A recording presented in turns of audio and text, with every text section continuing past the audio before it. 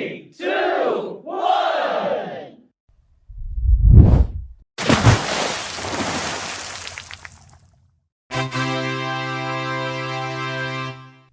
Bonesaw is ready. Hello, everybody, and welcome to another episode of Franchise Deep Dive with Jake and Josh, the podcast where we break down, dissect, and discuss all of your favorite and least favorite movie franchises. I'm Jake. And I'm Josh. And I was not expecting Jake to bust out that quote. There was so many in my head. I was not expecting Bonesaw to make the appearance. Gotta go with, Macho Man Randy Savage, right? Yeah. Which is, can't wait to talk about that scene. But I can't get too ahead of myself. If you guys, for some reason, didn't look at the title of the episode before you clicked on it and you forgot where my opening quote is from, we are, of course, today talking about the Sam Raimi Spider-Man trilogy starring everybody's favorite goofball, Tobey Maguire. I'm very excited to talk about these movies. We got 3 of them to talk about. So I say we get right into it. What do you think? Let's get into it. Man, I'm excited. All right. So, of course, we are kicking off with the first Spider-Man movie from 2002, obviously directed by Sam Raimi, budget of $139 million, box office of $825 million. And Josh, would you like to take a guess on the Rotten Tomatoes score? I would. Let me give a guess of a 90% on Rotten Tomatoes. On the dot, 90%. Yeah. Good guessing. Pretty high. I don't know. I know I had looked up these movies in the past, like just to see what they had on there. But I always forget how well reviewed they are. So obviously kicking things off with the first Spider-Man movie, I will read the synopsis, and then as I like to do with some of the franchises we talk about on here, I'd love to hear Josh's experience with this movie, his history with it, his relationship, because I know we both personally have a lot of history with these movies, so.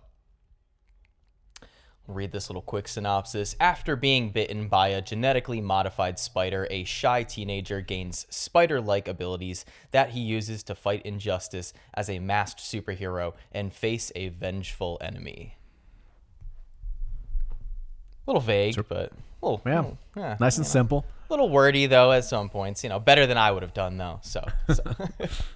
So I'd love to hear, kind of what your relationship with the first Spider-Man movie was growing up.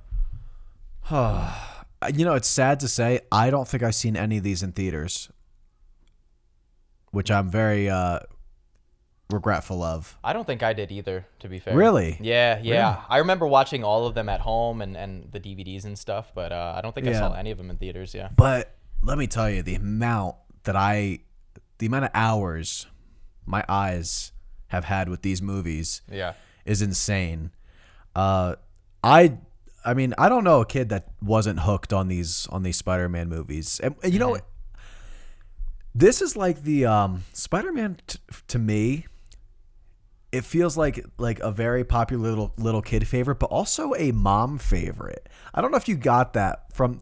I have asked a few moms, including my own, and her favorite is Spider-Man, and it's not like she read comics. Like it's just like the favorite. Yeah. And I feel like I hear that a lot, and it's always surprising when I just hear like more than a few moms say Spider-Man is their favorite. I don't know what it is about this guy, but he's lighthearted, he's fun. I feel like maybe too, growing up, I don't even remember if my mom watched these with me, but I'm sure the amount of times like I rewatched, especially the first Spider-Man movie, because we had like a DVD copy of it. So my mom probably had to sit in on with them, and they're not too dark, they're not too edgy. Spider-Man's a good guy for the most part, So I think my mom loved it. I think she watched it with us, and we should have got her on the pod. I know. I'd love to hear, what your mom has to say about it. But, I think that too, like you kind of just said, Spider-Man is, I think statistically he's like the most popular superhero of all time. I think it goes like him, and then I forget the order, but Batman and Superman are like a second and third. I never know who got the top spot between Batman and Spider-Man. I always thought it was between them two. I think it's Spider-Man, but I don't know. Wow. Could be. Yeah. No, super popular character, been around since the 60s when Stan Lee created him. But yeah, no, I'm in a very similar boat. Like I watched especially this first movie all the time as a kid. It's the only one we owned on DVD. The other two I think I probably watched on TV or something, and I was big into using the direct TV record button to just, I would always get yelled at by my mom for just recording like all these movies, but now, so my feelings are different on Tobey Maguire now as Spider-Man. Like as I got older, he just he frustrated me a little bit more. But how were you as a kid watching Tobey? Did you want to be him? And not just not just be Spider-Man. Did you want to be Tobey Maguire, like Peter Parker? I mean, I don't think anybody wants to be Peter Parker, but I did. Maybe after the spider bite, I wanted to, but like I wanted to, like after he's Spider-Man, I wanted to be him. Yeah. But I was okay taking all of his traits too. Didn't really bother me then. I don't know. Maybe as a kid, it's tough to remember. I mean, I remember wanting to be Spider-Man. Like I think most kids who watch this movie do. Yeah. But the Peter side of things, I don't know. Even as a kid, I think he read dorky, but so that like always like I don't know. Kind of wanted. I was all right with it. I was like, yeah, I'm cool with it. It's fine. I kind of wanted to beat him up a little bit, Yeah, I didn't get that until I was older. Now you want to beat him up? Yeah, man. Yeah. He is. I don't know if he gets worse. I don't know if he gets worse as the movies progress. He might. No, I think he's the most socially acceptable. No, because there's the whole dancing in the third one. I don't want to get too. I don't want to get it too ahead. It's so hard not to with this trilogy, but we're gonna try to stick to talking about these, I guess, a little bit chronologically. But no, sticking with the first one. Yeah. So I getting into like that kind of criticism. I think at this point I can comfortably say that I have a lot of nostalgia with Tobey Maguire's Spider-Man. And I do prefer him over Andrew Garfield in a lot of different ways. Maybe it's just the fact that Andrew's stuck in, I think, way worse movies overall and has less strong writing and direction. But I think at this point, out of the three, I think Tom Holland is probably the most... I don't want to say the most accurate because there are still elements that his character is lacking to be quote-unquote comic accurate. But I think he represents the character the best out of the three. Yeah. He's got that nerdy charm to him, but he's not overly goofy like Tobey Maguire is in a lot of this, trilogy. But he's also not too cool, and that's kind of my issue with Garfield, which I know some people disagree with, but I think Holland nails that in-between area the best. Mm-hmm. Yeah, I wonder, though, how different it would be if you put them all with the same writer and director, and you somehow saw the same movie with them in it. Because for me, it's still Andrew Garfield for me, even though he is stuck in those not so good movies. I can still feel that he embodies a lot of like maybe the Peter that I like. I don't know. Yeah. I didn't grow up reading comics, so I kind of just like know surface level stuff. But I was trying to like go into like the lore of like Spider-Man comics and get like a different taste of, what different eras of Peter were. And I was shocked to see that like the version of Tobey, kind of exists, but like it's only in like very early issues. Yeah. I don't know if it's like the first couple years, the first like how many issues there were of that kind of Peter, but I didn't realize how cool Peter was as the years progressed. Like he's like cool, but he's like also an outcast. It's almost like, I don't know if it's like, he's never portrayed as like socially awkward.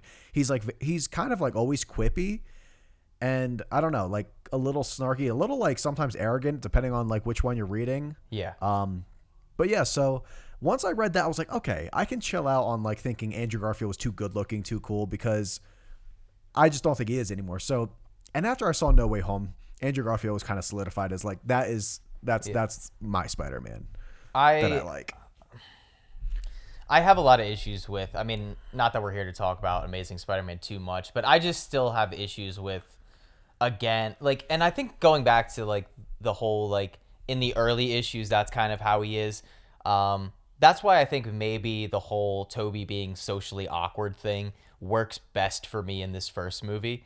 Whereas in the second and third movie, I think he's in college at that point. He should have progressed more as a character, specifically in the third one. And I think they weirdly do try to do that. Like in the third one, they try. He has this like weird out of place confidence that's like reads more as being an asshole, even before the whole like symbiote stuff happens. But either way, going back to this first movie, I think even though, yes, that like kind of like later in comics, he does kind of gain that confidence and he is more of like a social outcast and less of that like dork that gets bullied.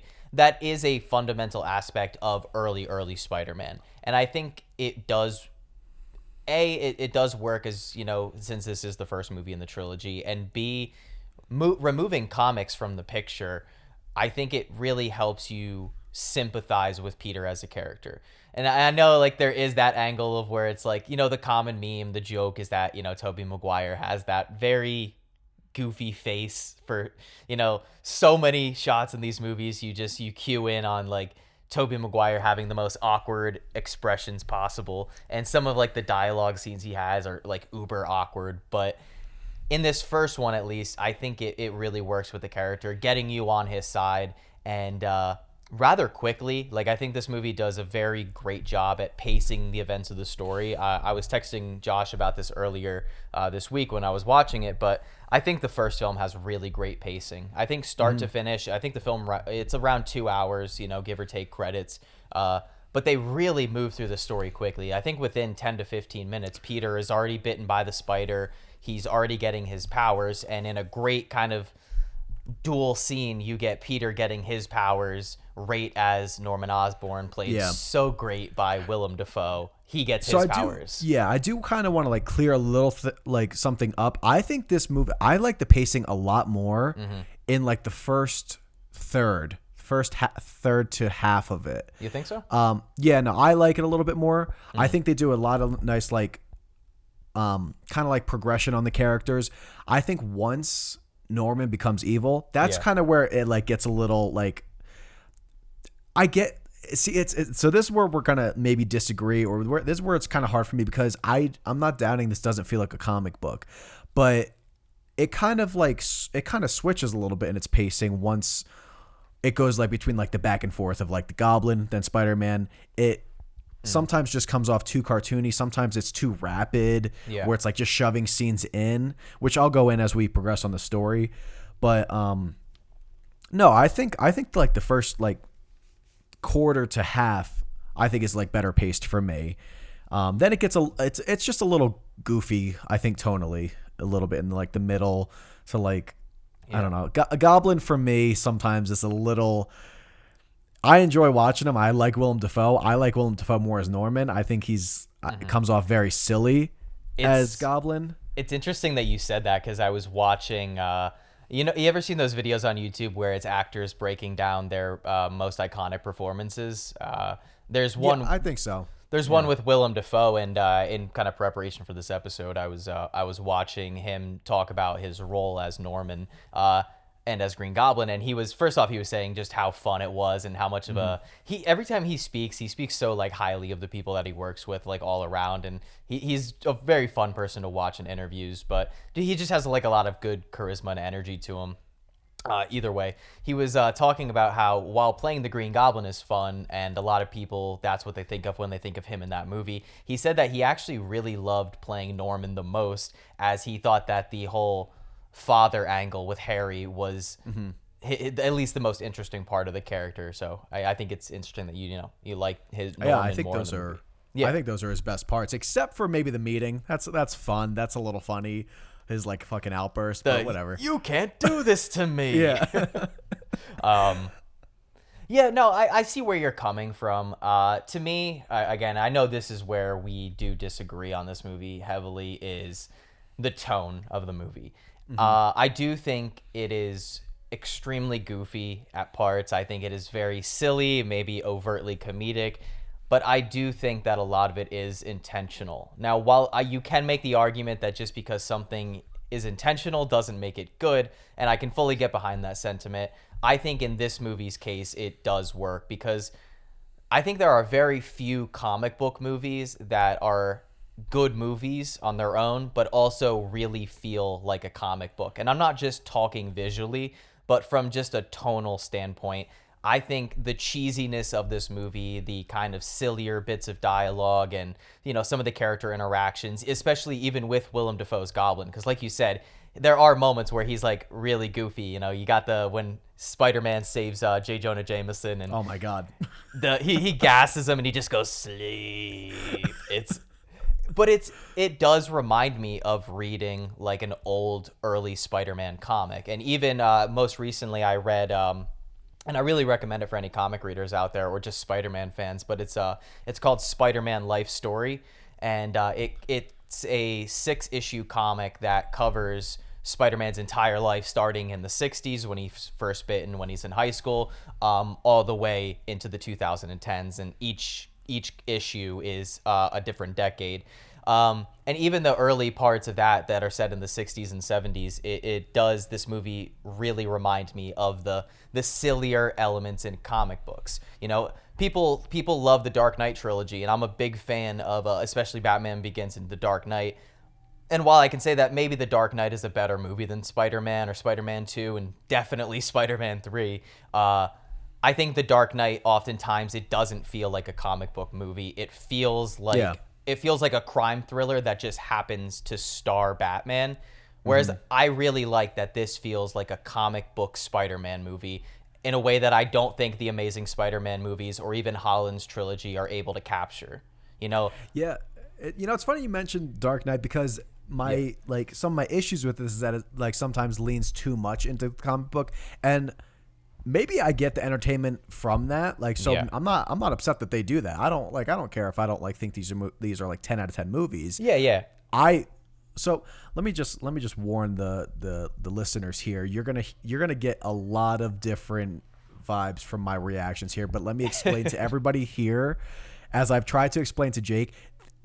I stress these more so first 2 movies, but this trilogy is maybe like my top 5 favorite trilogies of all time, and that is crazy with how I'm gonna just talk so much shit on these movies. but I do think there's a lot of good stuff in them too. Maybe just the first 2, but there's so much to laugh at though, and it just doesn't affect my enjoyment. My enjoyment is just like off the charts, 10 out of 10 on these movies. But for The Dark Knight, what bothers me of those movies, besides just looking at it critically, just personally, I just don't like that Batman. It does not feel like the Batman I like. Yeah. So I'm not big on Christian Bale's Batman. I think he works much better as Bruce Wayne in those movies. Yeah, he does. I agree. But so where that one kind of goes to one extreme of it doesn't really feel like not that I need it to feel like comic booky or Batman, but I don't know, I just don't like how they portray Batman. This one, maybe they go too much on the comic book side, where I think it detracts from the quality of a movie if I'm just looking at it as a movie. Yeah. But well, would you disagree with my statement that it does probably the best job of any? I'm gonna say the first and second Raimi Spider-Man movies, but I guess even this one specifically. Would you disagree with my statement that they probably do capture that comic book tone more than other movies? No, I would agree with that. So I do. Yeah.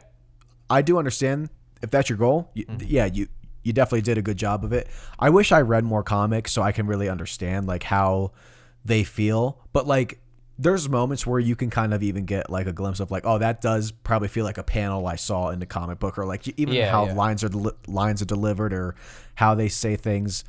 It does feel like it, and I'm sure if I read them I'd probably agree with that even more. But man, I have so many notes here, and I don't know how to go through them because there's so many just comments on them on the movie, but just the little stuff. No, that's what we were kind of talking about before we started recording, is that we both had to stop ourselves from taking too many notes because we're no, we have to pay attention to these. Yeah. But we had both seen them so many times before that I think for both of us, these are probably some of our most rewatched movies.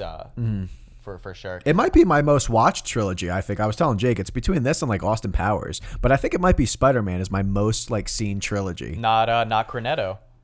No, I've seen because I didn't watch Cornetto growing up. I watched these all the time as a kid. Yeah. And I didn't stop when I was a teenager or adult.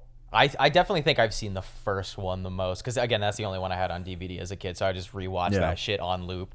But no, you brought up a good statement. You said there's a lot of good stuff in these movies, so I do want to unpack that a little bit. And sorry guys, if we didn't, other than reading the synopsis, we haven't really talked about the plot too much. But I feel like these are popular enough movies that this is an episode where we can more so just discuss our feelings and thoughts on it. And I do have some behind the scenes fun facts and trivia and stuff, more so about the second one. But we're probably not going to be talking about the plot necessarily, especially for the first two. Maybe the third one because there's a lot of issues there.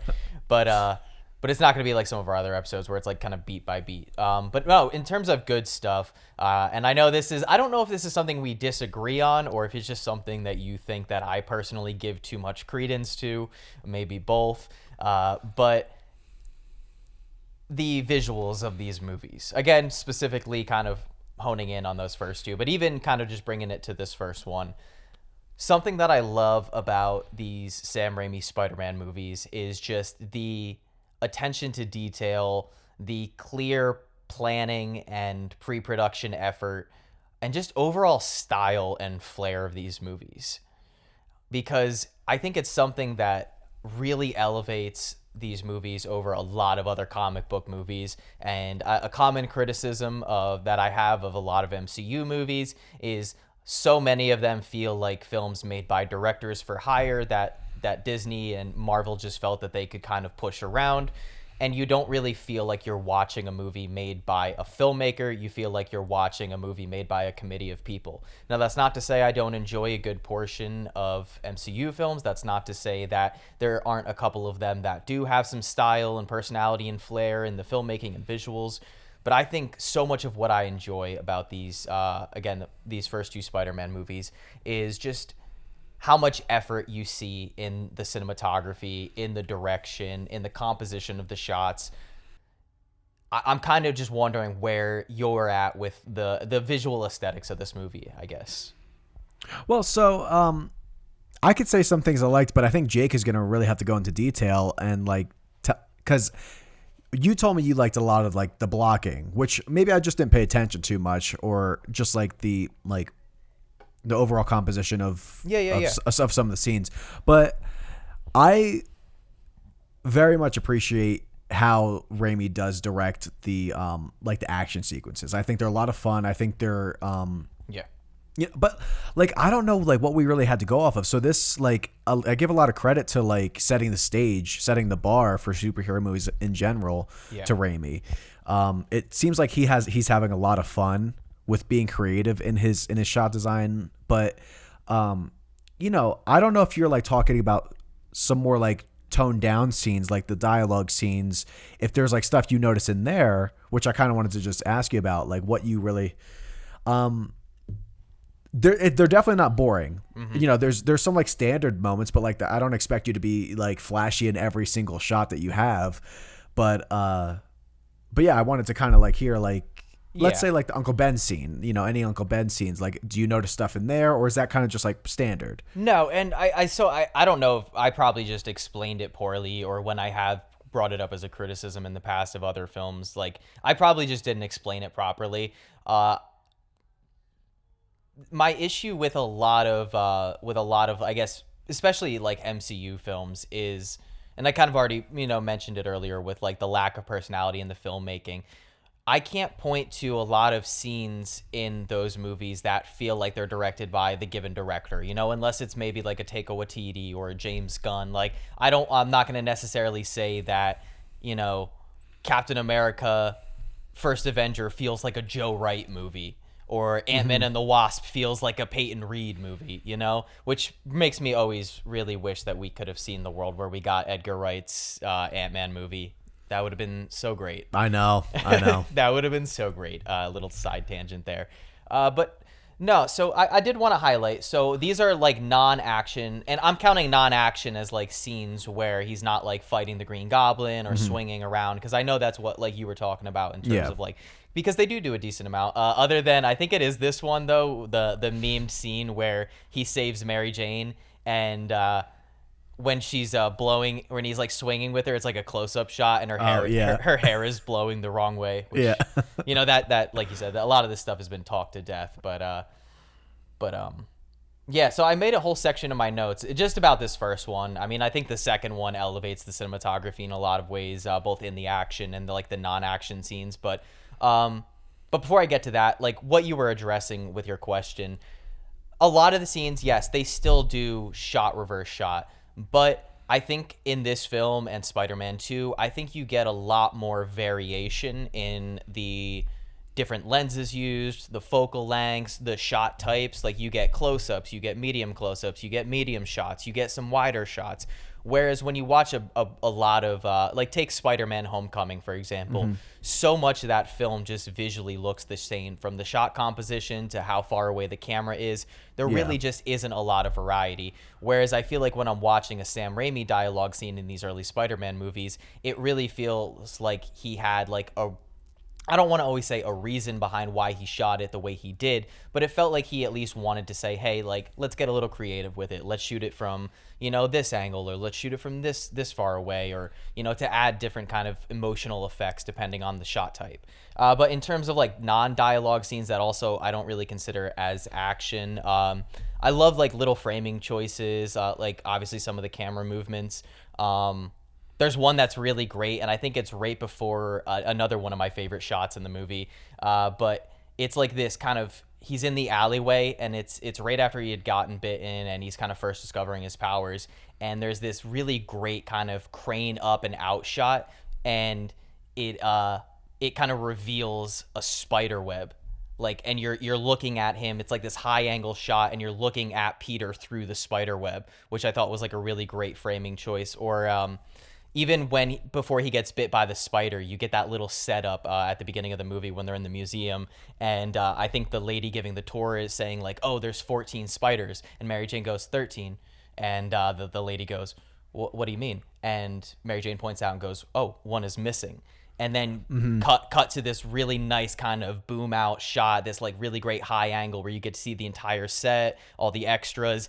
And it reveals that missing spider that will inevitably bite Peter, which I just think is, again, just like a clever little camera movement, something that I don't think that I would see in like Holland's trilogy.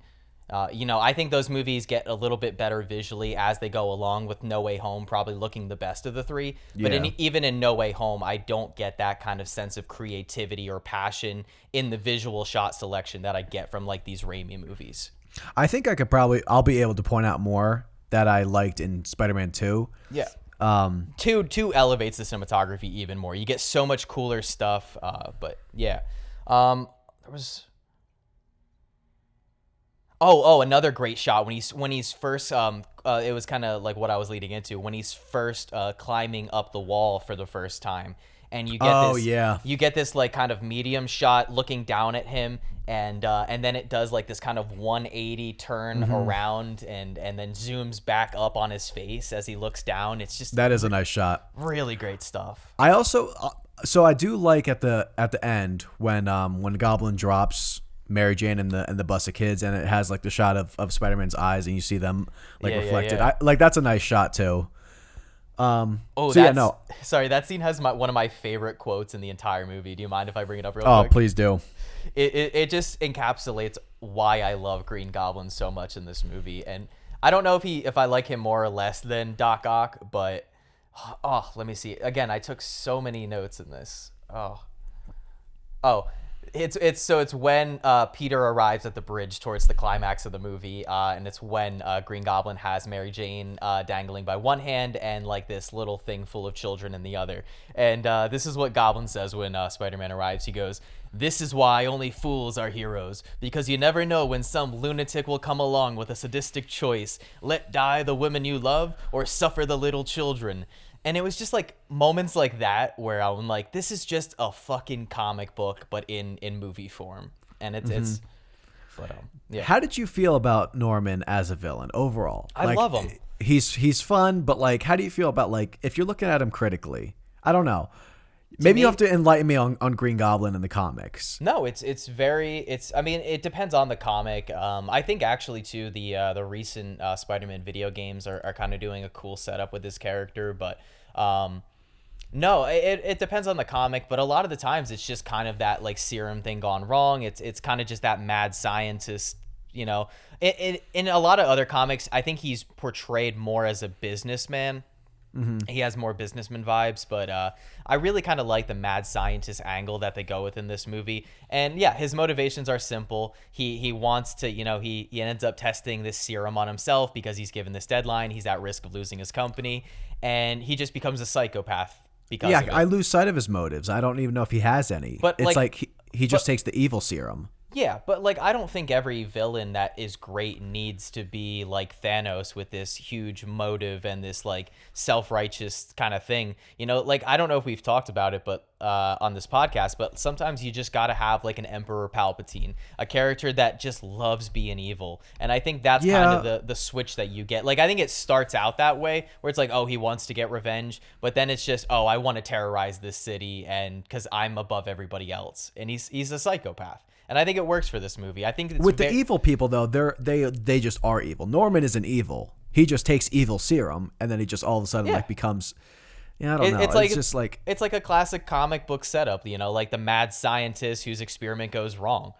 I think it's perfect for this movie. I think his over the top kind of hammy, you know, chewing the scenery in almost every fucking scene. I think it really it aligns itself well with the tone of this movie, I guess. What makes him want to just like just kill people? Like there's no it's not like but like they almost kind of like make it like his motive is going to be like kind of revenge against the company, but it doesn't do that. It's just like, well, it is at first, and then he gets his revenge like pretty quickly. Yeah, I don't know. I didn't like that scene. That was when I texted Jake. I said here's this like this weird transition from like the moment Ben dies and Peter comes home and tells Aunt May, and it's like a slow fade to black, and it just goes to the next scene of Goblin's first scene of like his competitors, and he just kills them, and it's literally like a minute long, if that, and it just like fades back to Peter's graduation. So it's just like really back and forth, and it just feels a little rushed sometimes for me.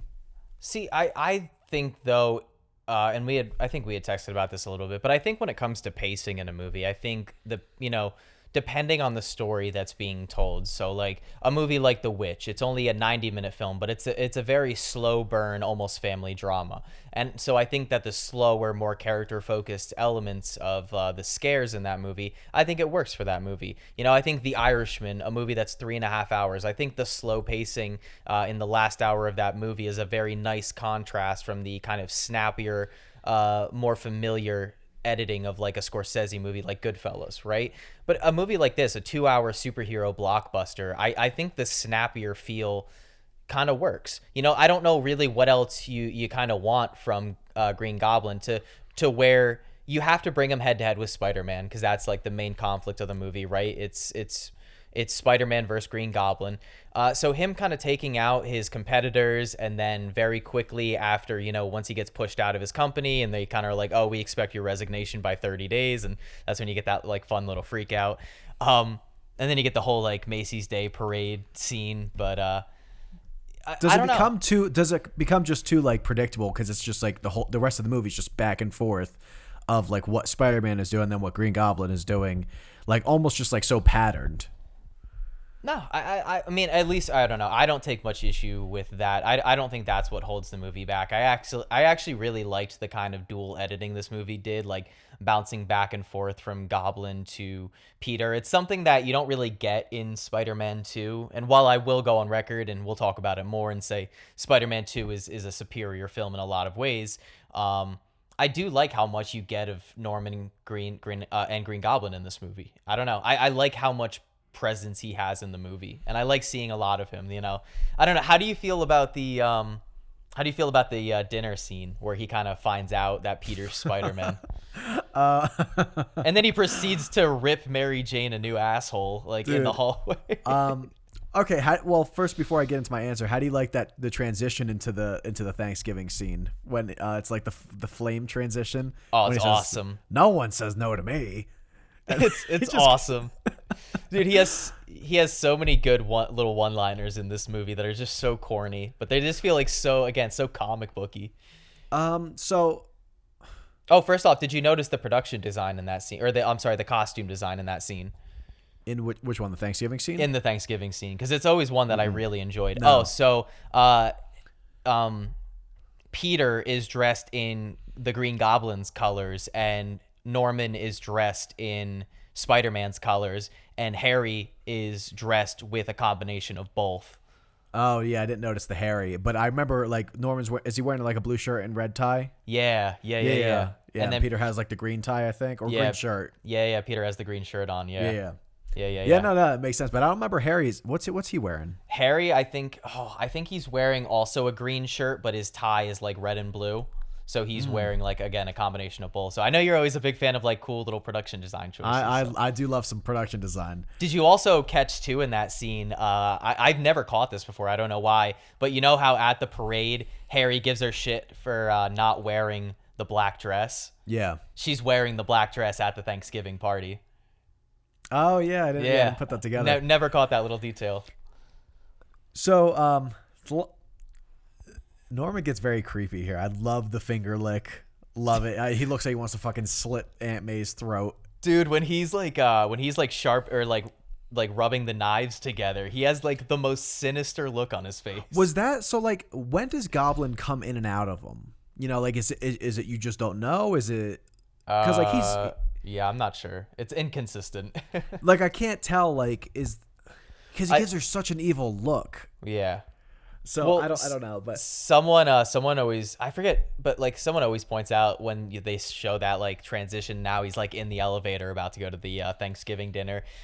Someone points out like, oh, it's kind of hilarious that at some point during his goblin blackout he decided to put a suit back on. Yeah, like I won't lie, this isn't a perfect movie. I think, and I can agree with you though that there are some goofier elements that even though they are intentional, it doesn't always work in the film's favor. But I don't know. So I'm gonna try to like I have some nitpicky things that are just funny to me. Yeah, but I kind of want to go back to the beginning. The fucking bus driver, get the fuck out of here. Just get the hell out of here. This guy would be fired for like after that day. It's just I think they really hammer his like social outcast like too hard. The fucking nerdy girl says don't even think about it when she won't even let him sit. She's clearly a nerd. I think it's very simplistic, but I think it again in a way that like making Harry Potter live under the stairs and like how awful his family is to him in those early movies. I think it works in this film's favor because I think it immediately puts you on Peter's bus driver. Side. Yeah, it's funny. Even the adults hate him. But I don't feel bad for Peter. This man's late all the time. Why is Peter late to the bus all the time? Like, I don't feel bad. That's like a characteristic of Peter. Like, that's always the thing with Peter. He's bad late. with time. Yeah. He's late when he's Spider-Man. No, he's always, even as Peter, he's late. That's the thing. Yeah, okay, so I don't feel bad for you. Like, I don't feel bad that you missed the bus. You know what? I do feel bad for him, though, because I think we've all done this at some point in our life. When they're waiting outside the museum and he thinks MJ is waving at him. That sucks so and much. he even takes like a minute, not a minute, but like a second to like be like, oh, me? And then he waves at her and it's she's waving at the people behind him. It always makes me like cringe a little bit. I want to get into relationships a little bit in these movies. Oh, boy.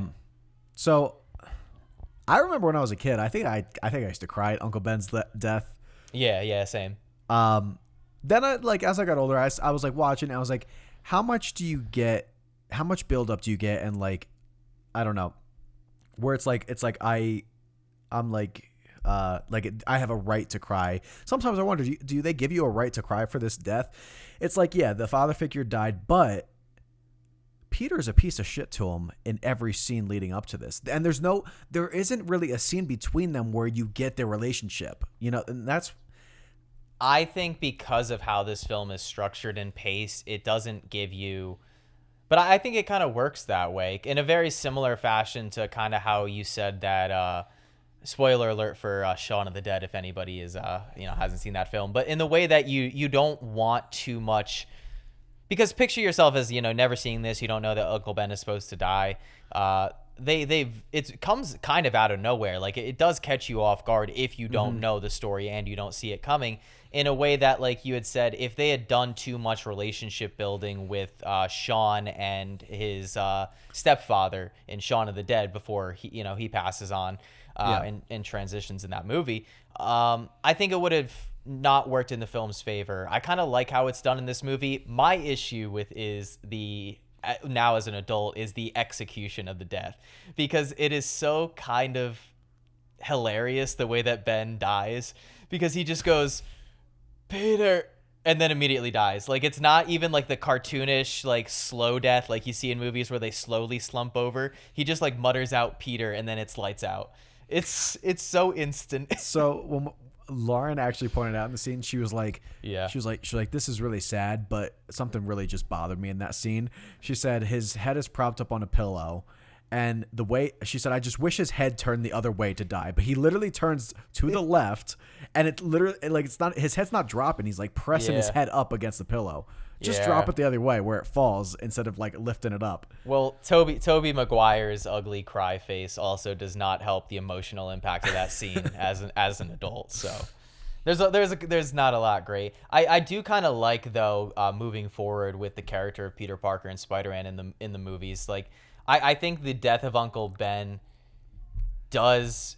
Okay, so first off, it is a little illogical, the advice that he gives him, because, and I forget who pointed this out, but he tells him just because you can beat someone up doesn't mean you should. And then Peter takes that as, I'm going to spend the rest of my life beating people up. So yeah.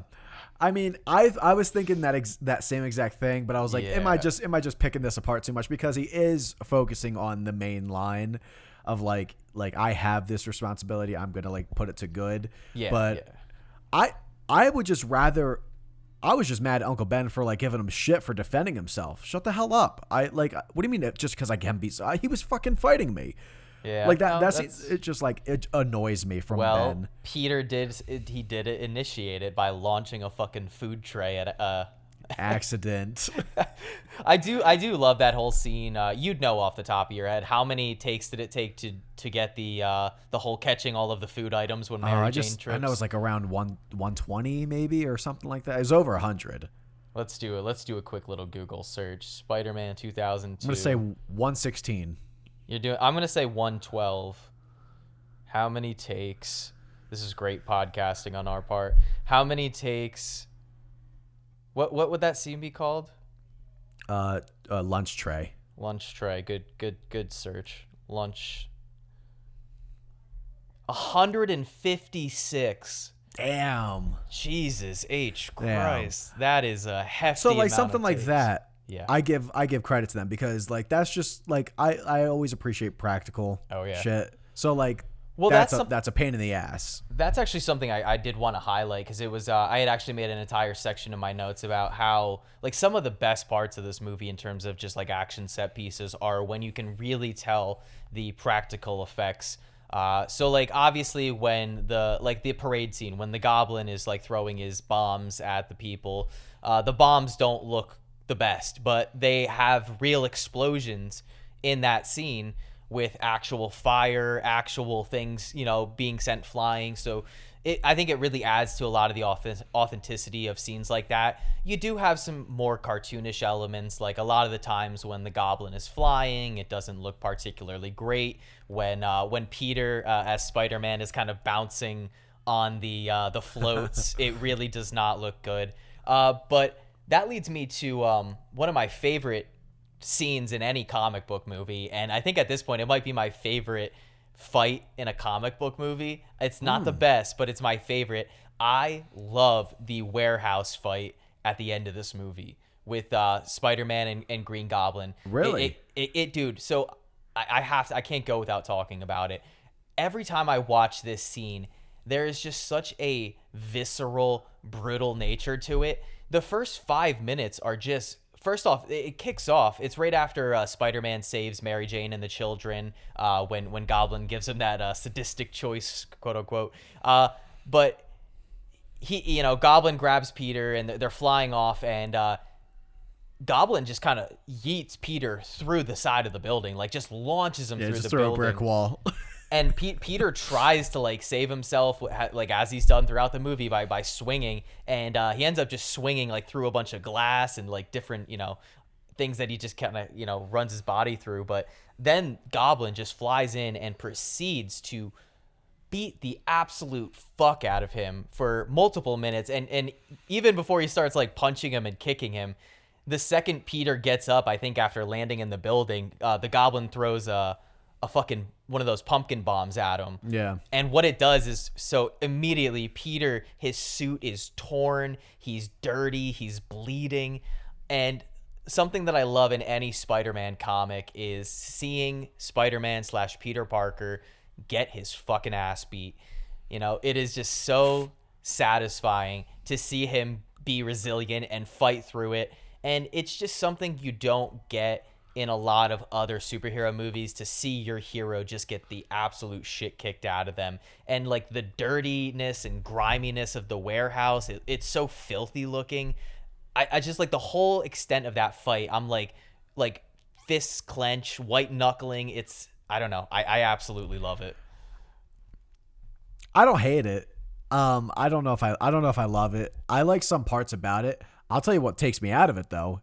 It's so many times in this trilogy is Peter's fucking whimpers, Toby's whimpers, his like high pitched whines.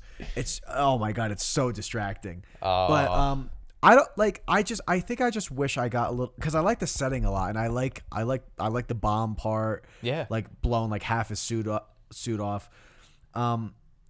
Maybe I just wish that there was like a little bit more choreography. It felt like it just felt like a couple like huge blows here and there, like the flying kick that Goblin does. That's kind of what I love about it, though. I love that it's not overly choreographed. That's something that I think can take me out of a fight a little bit, like say in like a newer Spider-Man movie where... Yeah.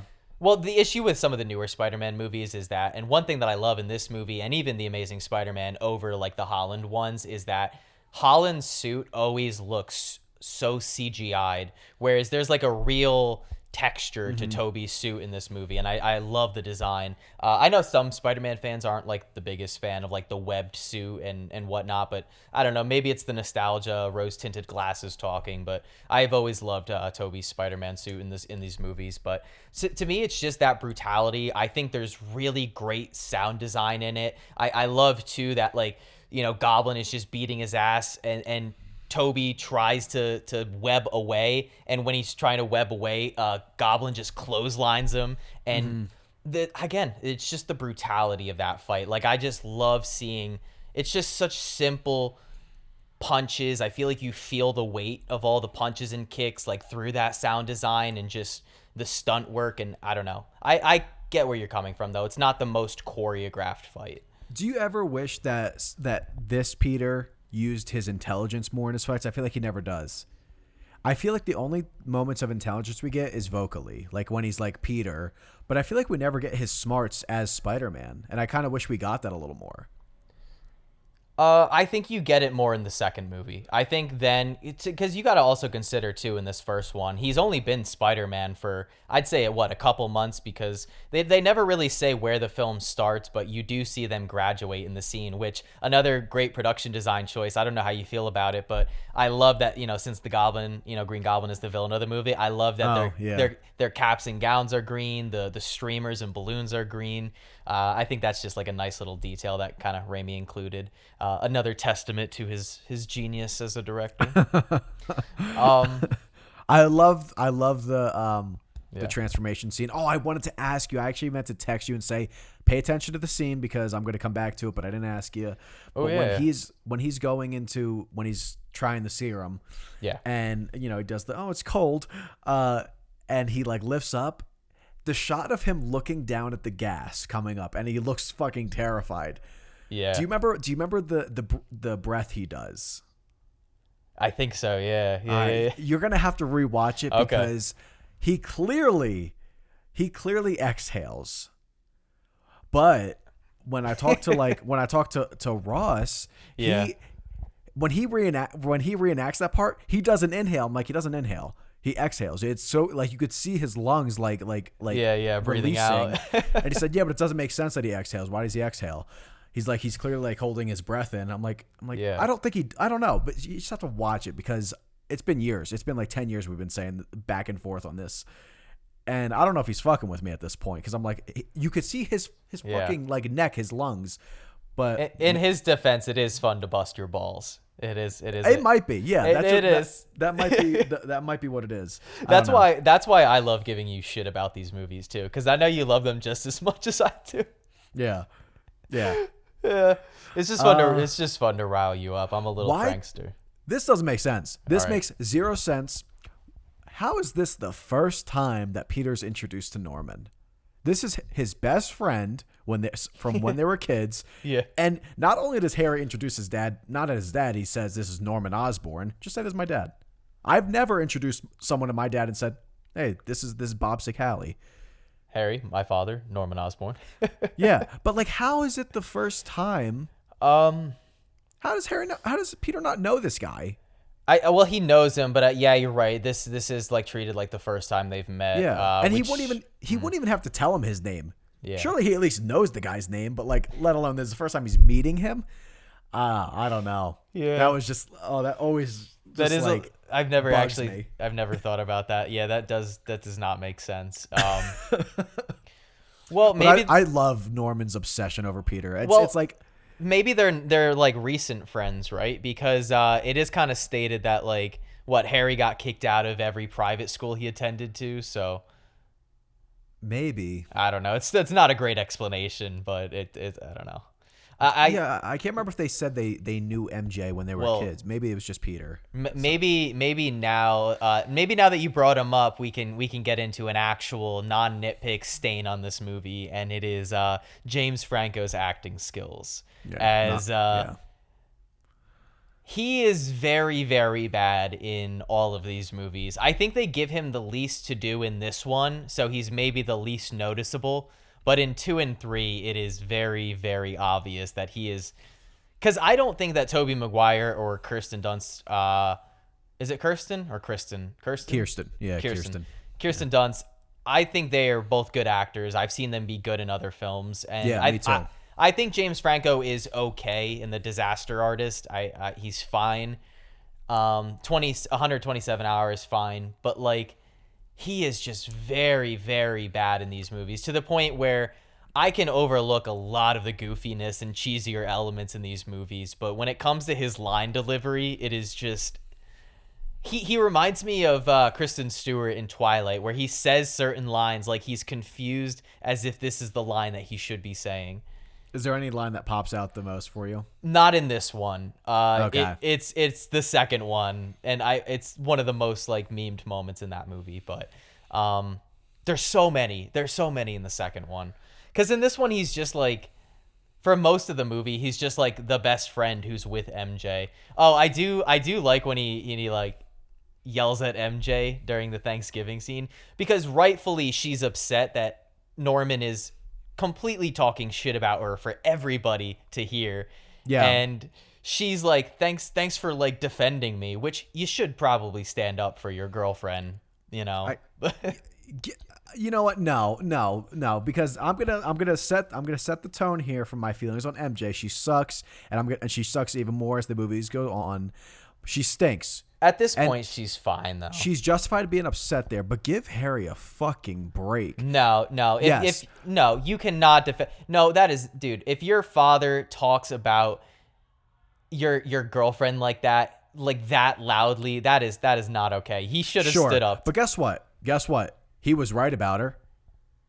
She is with Harry for the money. Like, let's not get it twisted here. She doesn't like Harry. There's not one scene that they have together where she shows any kind of genuine love for him. He tries to kiss her. She turns her head. Well, like, not in this one, at least. In the third one. The thing is, their first interaction at the museum, she doesn't like the guy. She gives him like this weird look when he says, yeah, I love spiders too. When she says, I love him. And he's like, yeah, me too. And she's like, she like gives him like this disgusted look. She doesn't like Harry. Nobody likes Harry. So why is she dating him? Money. I don't know. money, status, and that's gonna be a very important theme as these progress. Because who's she with before Harry? Flash. She doesn't even like Flash. Flash sucks. She breaks up with him for reasons we don't know. Yeah. But like, what is she likes him because he's popular and has a car. She's not a great character. She sucks. She's ass. She is very poorly written in these movies. She cheats on Harry with Spider-Man. She cheats on Harry emotionally with Peter. And you know what? We don't even know if they broke up by the end of the movie at his funeral. They probably did, but you just made out with his best friend at his father's funeral. She fucking sucks. She is such a piece of shit that I don't feel bad for her in that dinner scene. I get any other normal girl is justified being upset with their boyfriend for not sticking up for them. She doesn't get that from me. No way, Jose. Hey, tell me how you really feel. God, she's ass, and I can't wait to go into the next ones of like how much worse she gets. Oh, after that one, after that little rant, I'm excited. I can't wait. Dude, she's just all about herself, and it kind of, what? Maybe it's good writing because it kind of like traces back to her upbringing because she's in that very abusive household that makes her feel like shit, so she wants validation from people, but it doesn't mean you go chasing after gold or status. Like, oh God. There's she only has one moment in this trilogy, and that's at the end of this, where she actually likes Peter for Peter. Yeah, I was gonna say, would she be with Peter? I mean, no, because she does want to be with him at the end of this. She movie, does, I guess. But I'm gonna kind of go back to that at the end of the second one. Okay. We'll see why she really wants to be with Peter. Fair enough. Oh God. Let's bring it to a more positive light. Sure. Something that this movie has that is excellent is really, really good music from Danny Elfman. Oh yeah. I don't think it's controversial to say possibly the best superhero theme. Not just the main theme for the movie with those pulsating drums and the choir and the French horns and all the horned instruments, which is amazing. I love, especially early on in this movie when he's kind of first discovering his powers, you get these little musical motifs they're very whimsical and they're very kind of fantastical, and they add this very, I don't know, I guess magical element to some of the scenes in this movie that I just really, really appreciated this time around. It just makes it so fun and exciting when he's discovering the powers on top of Toby's fun performance when he's, up and away web. Shazam. And I don't know, he created just the main track that it's great. It just sounds like Spider-Man in every single way. It really does. That's if I had to think of if I was reading comic books, that is the tune I would hear. It's kind of it's like Harry Potter. Yeah. It's how synonymous that theme is with Harry Potter. You can't hear anything else when you think of Spider-Man. So perfectly orchestrated for the movie that it's a part of. I could not agree more. It just fits, and it's chef's kiss. Yeah, I mentioned that I love the final fight in that movie. I love another great little kind of Norman Osborn moment, but obviously he's trying to trick Spider-Man, and he turns the glider on after he gets his ass beat because, Peter snaps out of it while he's getting his ass beat, and then he beats the Green Goblin's ass, and Goblin tries to pull hey, Peter, it's me, it's Norman, tries to pull the sympathy card, and meanwhile Goblin activates the glider and tries to impale Spider-Man. Not the best of moves, but he's a psychopath, so we'll give him a little leeway there. Peter obviously dodges it, and I love just another little Sam Raimi-ism, but it does this quick cut into Norman's face, and he just gives this little and gets impaled. And dude, I wish that blade went in his stomach. It went in his fucking nuts. It's so in his low. Groin. It's not it's clearly not in his stomach. It's so low. It looks so painful. Oh my god. Speaking of Green Goblin, because I know as a kid I never had a problem with this, but as an adult and having read a lot more Spider-Man comics now, how do you feel about the whole green suit with the helmet? And a lot of people compare it to Power Rangers, and I wonder how they could have done the Green Goblin I've seen in the comics, because that Green Goblin's I like his design more. Well, no, I do like it more in No Way Home. Have you seen the unreleased footage of the original Green Goblin for the movie?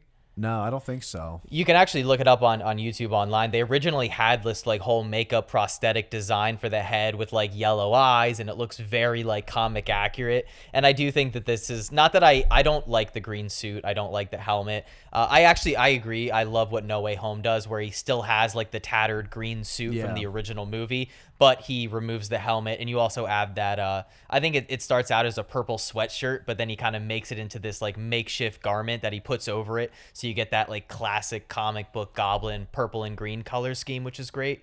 But yeah, you can look it up. Yeah. How would you have done this though? Because it's like how does he go back to normal then? Because this is clearly not a mask. Yeah. No, I fully agree. And also I think like, I don't know where you land on it. I don't know if you brought it up as a negative or not, but I love like some of the best parts of the movie are when Willem Dafoe for me is like acting his ass off, like acting super like mustache twirling James Bond villain type, where he's just so just hammy and cheesy, and it's great. I don't know. Yeah, I really don't know how you would have done it, because like how he doesn't switch back to Norman in the comics, does he? No, yeah, like once again, like certain depends on the comic, but like yeah, that Green Goblin looks badass in the comics. He's one of the most well-designed characters. And there's a reason, you know. I see he's not my favorite Spider-Man villain, but like I see why he's kind of like. Who do you like? Batman's. My favorite is Kraven. Kraven? I don't know much about Kraven. I highly suggest, if you want to get into reading Spider-Man comics, a really great issue is Kraven's Last Hunt. It's what got me into Kraven. If you ever get a chance to get a PS5 too, he's one of the main antagonists of Spider-Man 2, which is great because you get, in my opinion, a really great Kraven and a really great Venom in that movie. So it's really fun. You should see the movie Kraven. Nope. I'm gonna pass on that one, brother. It's crazy for how many notes I took, how little I've looked at my notes. I didn't so far say like I hardly discussion. said any of them. It was useless because we've both seen this movie so many times that like. How do you feel about the classic quote? You know, I'm something of a scientist myself. That's great. That's great. I love it in this movie. I hate it in No Way Home. It was such an unnecessary callback. I don't even remember it in that. At one point, I wrote, "Close your mouth, Toby." What part was? Yep, the entire movie. You ever notice he always has his mouth open? The motherfucker is like. Probably. I try not to look, but I can't. I gotta watch the movie. Yeah. Let me see here. Yeah. When he's transforming into, when he takes the serum first, I love that he turns into a vampire for like a second. When he like hops on the thing, he just like hisses like a fucking like he's Morbius. Yeah, I think he took a chunk out of like that doctor's neck. Peter's kind of an asshole when he puts his feet all over the wall when he jumps downstairs. When he first he's an asshole, and not even the kind of asshole that I want. Not even like the like kind of like funny asshole. Like Tony Stark. Like yeah, like he's just a dick to these nice people that like are his parents pretty much. I will say, dude, he is really brutal to Uncle Ben in that scene. I know we kind of briefly mentioned it, but like Ben is just trying to be like reasonable with him and like notice that like he's like, hey, you've been acting differently lately and everything. He doesn't even get mad at him that Peter misses out. Like he's supposed to help him paint the kitchen after school, and this is when he's like discovering his powers and everything, so he's late. Like Uncle Ben doesn't even get mad at him for that. He offers to drive him to the library. Like he's a pretty good old man, and then Peter's like, fuck you, you're not my dad. Yeah. It's fucking like, ruthless. Like, dude, chill the fuck out. Oh my god, I love the whole wrestling match with Bonesaw. You get the I love how scared he gets as soon as he sees a cage. Yeah, like which is super fucked up though. Like imagine they didn't know that he had superpowers, right? So they really just brought this random guy in and were like, oh, by the way, cage match now. I love I got you for 3 minutes of playtime. I had read too, I think looking through trivia, that I think when Macho Man Randy Savage was in his early days of wrestling, I forget if his nickname was the Spider or the Human Spider, but Toby's first kind of suggestion Oh my for his God. name is like a reference to that. When Bruce Campbell is like bringing him out, and he, Yeah. and he does the "What's your name, kid?" And just like hearing Toby's voice, as much as I hate his voice, this was actually funny when he's just like the human spider. He's like he's so confident about the name, and he just goes, "Human spider, that's it, that's the best you got," and it just goes like, "Yeah." Oh, that sucks. We can't go. So funny. We can't go without talking about a little bit of Spider-Man's homophobia during the wrestling match when he makes fun of Bonesaw for possibly having a husband. You know what, Spider-Man? What if his husband did give that to him? You got a problem with that, Peter? Yeah. Don't be laughing at him. At least he can find a love, I love how scummy the guy running the wrestling match is. He's like, read what the ad says, chump. He's like the most New Jersey, New York accent guy ever. He's like, read what the ad said. 3 minutes. You pinned him in 2. And I'm like trying to do math in my head, and I was like, at the very least, what would make sense is giving him $2,000 instead of the 3. It's all or nothing. It's all or nothing. $100. Okay.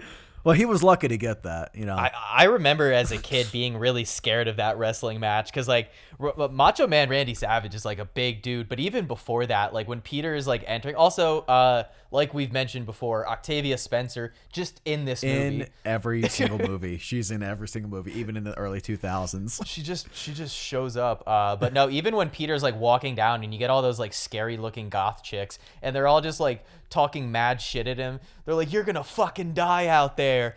He's like, okay. He missed the part where that's his problem.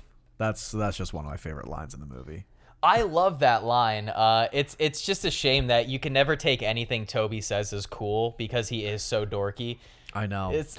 So how do you feel about the like lack of quips he does as Spider-Man? Oh, I had a good moment from him because everybody gives him shit for his terrible lines as Spider-Man, which he does have a lot of terrible ones. Yeah. It's you who's out, Gobby. Out of your mind. Yeah, see, I think he has a couple good ones in too. I couldn't find one in this one. Even that line, I was just like, I like the line he has when he saves J. Jonah Jameson. Because J. Jonah's like, I knew you two were in this together, Spider-Man. And Spider-Man just like webs his mouth shut and he goes, hey, kiddo, why don't you let Mama and Dad talk for a second? That's his best one. That's his best one. But like, that's the it's one. You who's out, Gobby. It's his delivery that I can't. But like, aside from those two, I can't hear him saying anything. No, he's not very quippy, and that is. I've always said that I think Toby makes a much better Peter than he does Spider-Man. And while I absolutely love so much about these first two movies in terms of personal enjoyment, and then also my enjoyment aside, how much I appreciate filmmaking wise. Not to mention that on top of the movie being like incredibly well paced, in my opinion. I know you don't agree entirely. I think it's just really strong editing as a whole. Like I think like the cuts are strong. I think the editing is snappy when it needs to be, and I think it lets the scenes breathe. You briefly brought up how you didn't like the scene earlier where it transitions from Peter walking in after Uncle Ben dies and cuts to Norman. I think you have more problems with that Norman scene, but I love that kind of little wide shot and like how non-overly dramatic that scene is. It is kind of a quieter scene when Peter just kind of walks in and you don't really hear what he says, but Aunt May just kind of breaks down and hugs him. And so I do think the emotional beats work in this movie, despite it being very comedic, despite some of Toby's goofier elements. Kirsten Dunst as, Mary Jane. I think Kirsten Dunst is a good actress. I just don't think her character is very well written. But I do think some of the emotional beats work. And I don't know about you, but I love the ending of the movie. I understand there's issues with like Mary Jane kissing hair. I do too. Overall, like I still do like it. Yeah, I think it's aesthetically pleasing. I like the fall leaves like kind of blowing in the wind at the gravesite. Yeah. Do you like Aunt May in these movies? I do. I do. Okay. I've always found it weird, and this is comic accurate, but I've always found it weird how old she is in comparison to Peter. Like, I know it's not the most unusual thing for, like, an aunt to be significantly older than her, like, niece or nephew, but she's very old in these movies, and it is just their like it is like Ben is just his dad's sibling, right? Yes, it is. It's not like it's like their aunt, so it's not a great aunt and uncle, right? No, it is fully his aunt. That's something that did, I think, work a little better for me in the Holland trilogy. I do really like Marissa Tomei as Aunt May. I think that works. I know. Not huge on Sally Fields in the Amazing Spider-Man movies, but overall, I think Rosemary Harris is fine. I think she does a good job. She has a really great scene in Spider-Man 2 that is one of the highlights for me because of how heartbreaking the scene is. But as a whole, I like her. What's up? Is it when is it the boxes scene? Is it like... No, it's sort of like when she like Peter confesses and she just like leaves. Ooh, all right. I can't wait to get into that because I fucking hate her. I'm gonna assume you're not a fan of that scene. Fuck her. No, she annoys me. She has like a couple good lines, but like no, I'm not. No, I can't wait to talk about that. Oh man, she bothers me so much in that scene. That's my least favorite scene of hers. I think it's because everybody. I get why someone would complain about that scene. I mean, let me look at my notes because I mean, I feel like we've covered a lot of this movie. I wanted to go into just some of the character building. Yeah. In terms of building the relationship between Peter and MJ. Mm-hmm. I don't really understand it. It's kind of like I'm trying to understand where these two came from. So they've lived together. They've lived next door their whole life. Yeah. Have they ever spoken once? I get the vibe. No, that's like the indication I get. Or maybe they did, but like when they were like really young, but not like so recently. I mean, she acts like she has no idea who this guy is. When he like takes her picture at the museum, there's like there's no look of familiarity or anything. It's like she only notices him when she sees he has blue eyes, which I don't get. Like she just has some fixation with blue eyes. Yeah. I think I can totally agree that not only his relationship with MJ is severely underdeveloped in this movie, especially where the film ends with her kind of confession of love for him. Yeah. But I don't know when it like even his relationship with Harry and their friendship is like Harry's a terrible friend. Like you knew that Peter had like the biggest crush on MJ. Just because he didn't make a move does not, as a friend, give you the right to go after I agree. her. However, yeah, Peter did give him the green light at the museum. He said, "You go talk to her." Like, okay, you're not doing anything, man. I'm gonna work my magic here or try to. I still think though, as a friend, like even if my friend gave me permission, because I don't know, you never get the sense that James Franco, like he says in the movie, like, "Oh, I'm crazy about her." And I don't know if it's just James Franco's acting, but like I never get that sense in the movie. But it is a detriment to the movie. It's not a nitpick. It is. While the direction, the presentation, and the whole like visual style of the movie I think is really great. A couple of issues with like the CGI, but overall I really like the look of the movie, the way it's directed, the way it's shot. I do like the pacing. I like the editing. A lot of it is kind of brought down by the weak characterization of Peter. I think Peter's okay in this movie. I think Spider-Man is fine, but MJ is not great.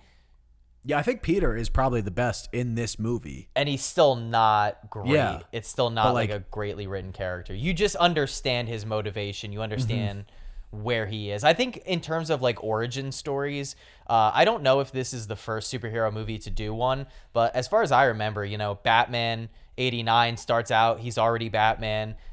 Superman, he's already Superman. The X-Men movies, those aren't origin stories. Blade, he's already Blade. So maybe there's something before this, but in terms of like kicking off that like trend of your first movie really starting before the character has powers or before they're, in the superhero world, I think it works. And I think it moves quickly. Like, would you disagree with that statement? Or are you just saying that it's not necessarily well paced just because it does move quickly? Because I think this movie flies by. No, yeah, I don't think the pacing is overall like bad. It's just some moments just kind of like pull me out of it, where it's like sometimes it feels choppy. But I think again, I said that I really like the first like third how it's paced, and because I think they really handle the progression of his origin very well. Yeah, like nothing feels like it lingers too long. Nothing feels like it like it's too rapid. But then when it becomes like the back and forth, it becomes predictable a little bit. Becomes like I don't know. It was really like, again, it's really that one scene that I just like made note of. I was like, this is really. Yeah. I remember when I watched this movie, I always forgot about that scene all the time. Like I always like every time it happened, I was like, oh yeah, this happens. Yeah, it is very quick, and I can probably get behind the idea that you could remove that scene from the movie and it would not change the overall film. I think if you like put that in the paper or something like that, if you just like make a note of it somehow, or from his work, they don't talk show about it. Yeah. No, that could work. Like that might have been better. Overall, though, I think it's just quick enough to where it doesn't really take me out of the movie. At least I didn't find it to be too out there. But as a whole, I just think the movie, for being 2 hours, it's very in and out. He gets his powers very quickly in the movie. The villain of the film is established quickly. There is a strong narrative focus. Even though some of the characterizations of some of the supporting cast isn't great, I do think you're given enough with Peter. I do find, even though that Norman, he kind of gets his revenge early enough on in the movie, his motivation for the rest of the film just being, oh, I'm just going to take over this city. It is a little silly. It's not like, oh, Thanos, he's got this big goal in mind and all this stuff. He's very kind of Joker-esque, where it's like he just wants chaos. He just wants to rule, just cause, stir some shit up. And I find that kind of fun. And I think with the overall tone of the movie, I think it does work. But yeah, I mean, I'm kind of looking through my notes, but I feel like we were kind of, nearing the hour. Yeah. Hour 15 mark. If you want to kind of, move on to the second one, or. Yeah, I'll wrap up with like one more note I have, kind of like just tagging along with what I said about the shift in their relationship as friends, MJ and Peter. Yeah. We get like their first conversation, and automatically she's like confiding into this guy that she's never spoken to, I'm assuming, about like her acting career, and he's like and I get he's trying to get some with her, like he's trying to just like talk her up and shit, but he's like putting all of her faith into her as an actor because of one thing he saw when they were 6. And I don't know, I just don't buy into that conversation. I don't buy into like Toby's delivery in his like little monologue when he says, like, sometimes you just know people. Motherfucker, you don't know her. You don't know her. Yeah. And he's saying you're gonna light up Broadway. All right, you're just saying shit. Like, I don't believe you.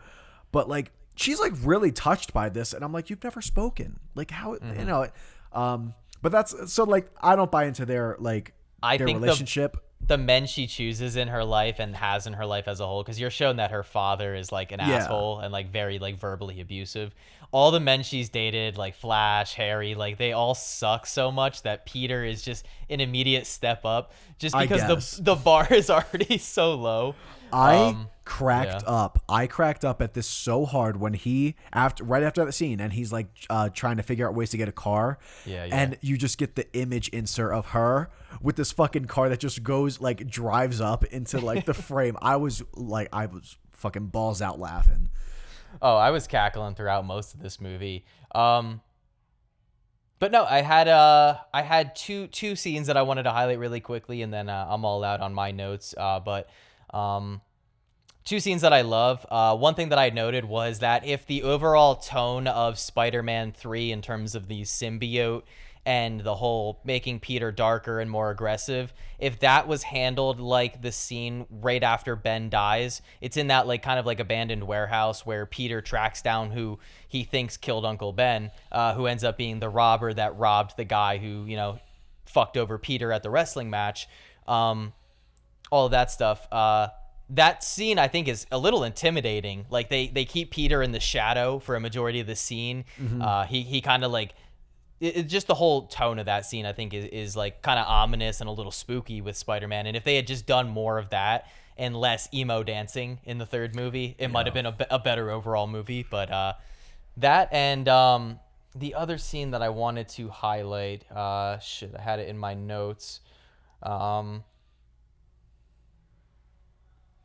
It was just that James Franco is a really terrible actor, because when he catches Spider-Man leaving his dead father in his room, he goes, what does he say? He goes, "What have you done? What have you done?" And it's in that exact delivery. It's like he could not give less of a fuck. I love that he just grabs that. There's just a gun chilling in that drawer. just in the study. It's just so fucking instant. Oh my god. The last thing. I loved the one. Another kind of Sam Raimiism is just like fun creative editing choices and like transitions. I loved zooming into the symbol on the drawing. And then it like kind of transitions into him swinging through the city. That's the one I always remember. I love the final swing in this movie. That's kind of like my final little note. The music's playing. You get that little narration. And I find the end narration to work a lot better than the opening narration, which I found really stupid. But dude, the opening narration in all three of these movies is rough. It's fucking rough. It's fucking terrible, but I do like the ending narration from them. I think it just works a little tonally better. But yeah, no, I like the end a lot. Like I like the choice he does make. Yeah.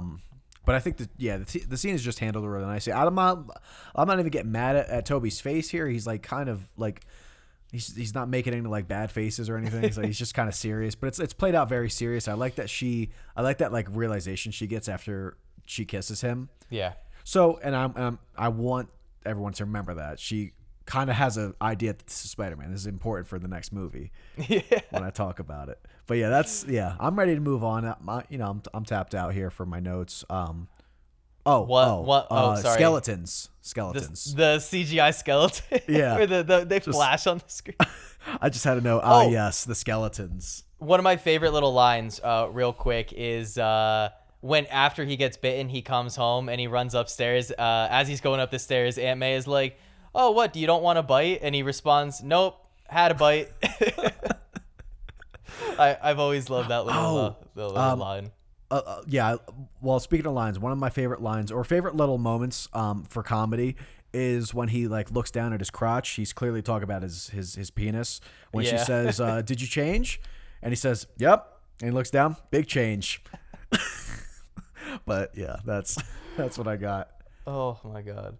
Oh, all right. Well, let's get on to the next one. But before we move on to Spider-Man 2, let's take a quick commercial break, and we will be right back in just one moment. All right, thank you guys for holding for that brief commercial break. We are moving on to Spider-Man 2, released just 2 years after the original in 2004. Again, directed by Sam Raimi. Budget of $200 million, box office of $795.9 million, which for some reason I at the time decided to adjust for inflation. Can you guess how much that is currently? You gotta repeat the what it made. So in 2004, it made $795.9 million. Guess how much that is in 2025 if you adjust it for inflation? I'm gonna say 1.2 bill. You are so close. 1.3 bill. Okay. Yeah. So this would be $1 billion movie if it came out today. And would you like to take a guess at the Rotten Tomatoes score? I'm gonna say 94. Oh, very close. You are one off. It is a 93% critic score on Rotten Tomatoes, and very deserving if you ask me. So let's start this off with a simple fact, and that is Josh hates this movie. He's right. I do. Oh, man. Josh thinks that this is a big old stinker of a flick. Yep, big old flop. So if you have issues... So the way I do want to structure this argument in a specific way. Not argument, discussion. Let's start off with all the things that you think this movie does wrong, and then we'll go from there. The list is too big. No, we'll do our best to. I don't know. I think we go back and forth. I don't want to just focus on the bad all at once. No. It's gonna be too much shit in at once. You don't want to just to take the hit, do it all in one shot. But all right, fine. But before I do that, let me read the synopsis that IMDb has for this movie. If I can type, I should really just start saving these. But I thought a couple extra seconds of you guys getting to hear me just kind of ramble on would be. Wait, do you want me to read it? No, I got it. I found it. Peter Parker is beset with troubles in his failing personal life as he battles a former brilliant scientist named Otto Octavius. Bit of a spoiler, if you ask me. But, so yeah. This one really starts the, like how clueless Peter is in these movies. He is not like this in the first one. Oh, we're just getting right into it, huh? Well, yeah, that's my first note I have. That's my first note I have. The very first one. I didn't even bother writing narration stinks because, like, that's just a given. Like, the narration. The narration. It fucking stinks. I genuinely, I've seen this movie a bunch of times. I can never remember how he starts this one. All I know is that it starts on, like, the shot of MJ, right? And then it transitions and it's like her poster or whatever. Yeah. I mean, I'm definitely going to talk about the pizza scene, like, obviously. But my first actual note I wrote is that he's late for class. And I don't care about that. But he's so fucking clueless. Like, he doesn't know he's late for class. Like, when Dr. Connor says, "Where are you headed, Peter?" "To your class, dum-dum." And he's like, "My class is over. See me standing here?" Like, he is such a fucking moron for such a genius. It's funny because it's like to be that late, that means that, like, he missed the entire class. That's like he's like over an hour late, and he's just like at least an hour late. Completely. Yeah, I've been to college, right? You have too. What was the shortest class you had? At least like an hour, right? At minimum, an hour. Okay, so like 50 minutes maybe, but yeah. Man just was like not aware He's at so all. fucking dumb, and I can't. It's so annoying. It's just so annoying how dumb he is. Well, let's get the obvious out of the way in this movie. Maybe in no other superhero or comic book movie has the script and story gone out of its way to absolutely shit on a character like they do with Peter Parker in this movie. Like, this movie is hard on Peter. He gets bitched around so badly. Like, I thought it was bad enough in the first one. This is when he should be, like, confident. Yeah. And he's just like he's taking bigger hits, I think, and doing nothing about it. Yeah, no. In the first one, it's like he gets a little bullied at school and things kind of suck. He loses Uncle Ben. But most of this movie, and I think this movie is like a little bit longer than the last one. It's like 2 hours, 7 minutes and some change.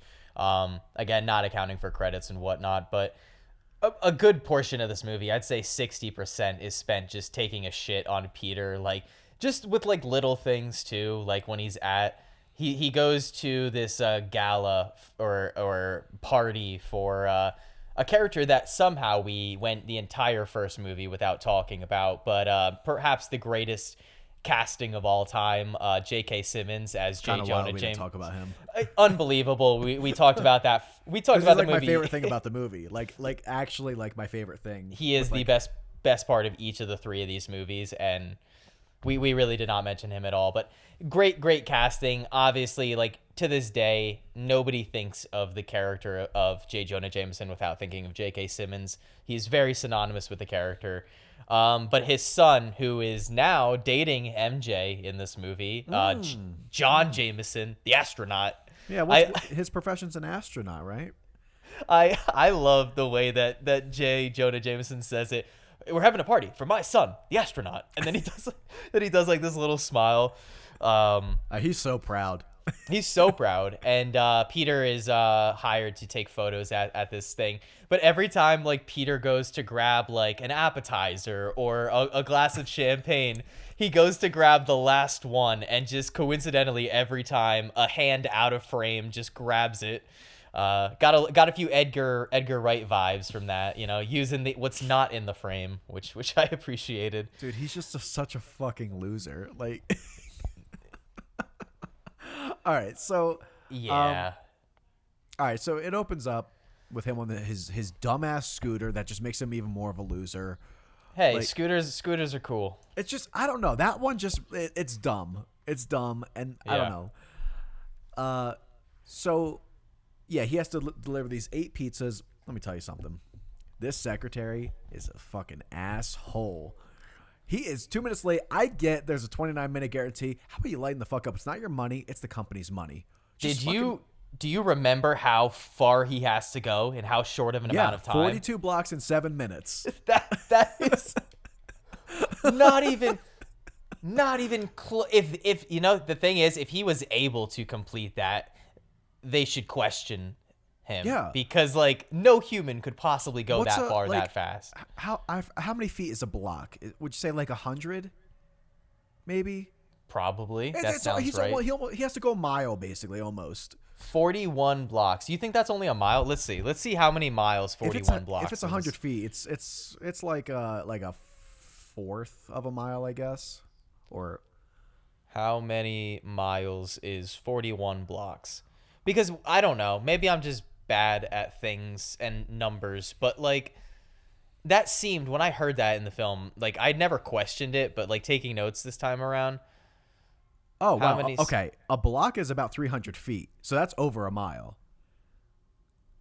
How many miles is 42 blocks in NYC? Dude, it's 2 miles. I can't get a quick answer. That's, I mean, if a block is 300 feet, that's 12,000 feet.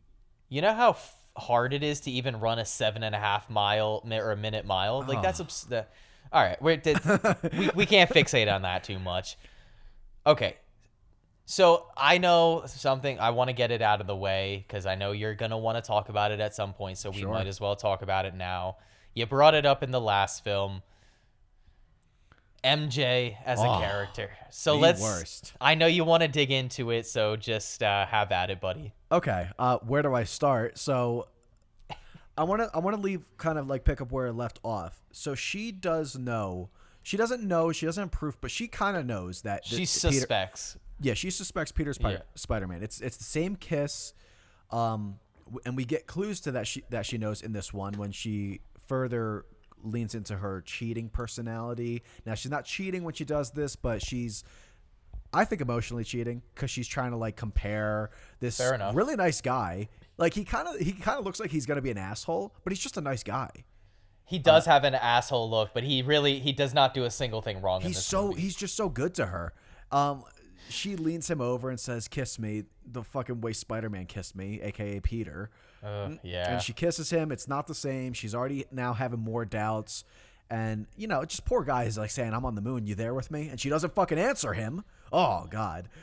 It feels like in this movie that she is really just using him as a placeholder. Yeah. And she's just so different from the first one, I feel like. Like, the first one, she kind of still comes off like she could be sweet. This one, she's just... Listen, I'm not painting Peter as an angel because he's an asshole too, and he pisses me off. But, dude, MJ is just like... She's not just an asshole to Peter. She's just an ass to people that don't deserve it. So, like, what they have after his birthday party... They have one of their like famous combos by the fence, and and she's just like stroking his face. Like, I don't need that right now. I just don't need it. Like you know that he does feel something for you. Like you know that you're not stupid. So you're just like kind of playing with him a little bit. Listen, I'm not gonna fault Peter for that because that's something that you like as like for Peter is to kind of like. That's like his like part of his morals to like keep her out of danger. So he's not trying to like play with her here. He's like trying to just stick to his promise to himself kind of. And she's just like fucking with him. Like she's just like making it harder and then leaves the scene with saying, "By the way, I got a boyfriend. How do you like them apples?" Like, you fucking prick.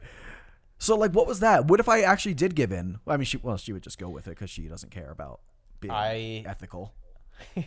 No, that is not a concern of Mary Jane Watson in this movie. I do, however, have one defense. Mm-hmm.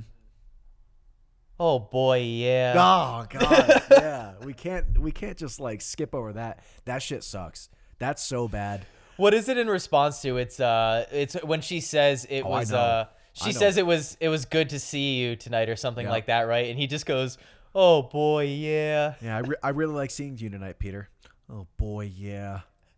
And honestly, her response to that is annoying too. Oh boy, yeah, what?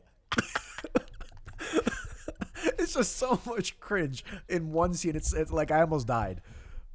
Oh, speaking of cringe, I can't go without talking about the James Franco line that I wanted to kind of talk about in this. So you come to find out that James Franco has like taken up a high-ranking position in Oscorp, which makes absolutely no sense because his father was getting pushed out of the company in the last film. That was a major part of the plot, but that's a little bit of a nitpick. Either way, I didn't even think about that. That's all I could think about. Harry Osborn is now trying to fund different science projects, which leads us to our antagonist of the film, Otto Octavius, played by Alfred Molina. Excellent villain, if you ask me. I really love his presence in this movie. I think Alfred Molina does a wonderful job. Leads to some of the best action scenes that you're going to get in any Spider-Man movie, which we'll definitely get to. But Spider-Man saves Harry at one point, and because the whole Otto Octavius tritium thing, I don't really know what he's trying to do. He keeps saying that he's like, harnessing the power of the sun or whatever the fuck that means. I don't know, science stuff. But the whole thing goes haywire. Everything starts exploding. Spider-Man saves the day, saves Harry at one point, to which Harry says, "This changes nothing." I don't know, maybe cut the guy a break. You don't know that he murdered your dad, but whatever. And then it cut to my favorite line delivery, which is James Franco when he walks out of the building and he says, "I'm ruined. I have nothing except Spider-Man."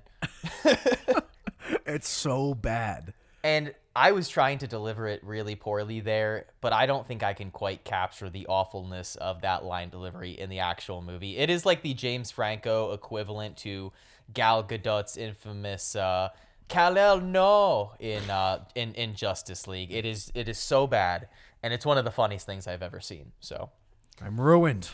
I have nothing left except Spider-Man. There, that's it. That's the one. Fucking nailed it. Maybe we should have you to start doing the opening quotes. You might do some of them. Though to be fair, I think my Bonesaw was pretty good. I think that was a pretty good one. I spent like half my day just quoting movies. It's a problem. No, it's what there's no better way to spend time if you ask me. But yeah, that shit is real bad. Does he have so one bad. in this movie that's like that almost comes close to that? I mean, he's not good, but like that's one that does stick out to me. That's like the biggest one. He has some crazy ones in the third film, which I'm excited to talk about. But I want to talk about something that's kind of confusing. They don't tell us how much time jumps from the first to the second, but something happens. I don't know, because all of a sudden Harry is cool with MJ, the first scene together, after she just like fucked him over, and he knows that she likes Peter, and they had the whole hand holding thing in the hospital. Like, he even tells his dad, "You're right about MJ. She's like a fucking bitch cheating on me and shit like that." And exact words. And he's just cool with her. Like, and it's not like, he's being civil for Peter's birthday. No, he's like real cool with Peter, like saying, "She's waiting for you, pal." Like, so there's like no resentment until he slaps the shit out of him when he gets drunk. God. But like, so again, the transition from 1 to 2 is weird because at the end of the first one, he already knows Peter takes pictures of Spider-Man in that, and he does like say, "You're all I have. You're the only family I have, Peter." And he says like, "Thank God for you," like, and he hugs him. He's like real close to him still, and then immediately there's so much resentment, and he can't stop talking about that he takes pictures of Spider-Man. Have you? I know it's a comic book world. I never noticed this until this time around, and I forgot to talk about it in the first one. The pictures that he takes of Spider-Man are the most obvious "I am Spider-Man" photos that I think you could possibly. There is one where it is like a really close-up shot of Spider-Man on the side of a fucking building. How would Peter have taken that? Yeah. Well, an incredible zoom lens. Is the implication? But it's like level with him too. It is exactly. It is as if Spider-Man is holding the camera, which he fucking is.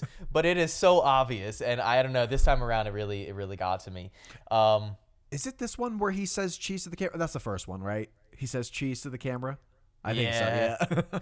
Yeah. We didn't really talk about it in the first one, but that's why I love doing all of these in one episode. But I do love that little montage when he does get his like actual suit, and he just goes around saving people. And is it the first one or is it this one where you get that quote you sent me the other day where he's they're asking New Yorkers about Spider-Man? It's the first one. And you get the guy who's like, "He stinks and I don't like him."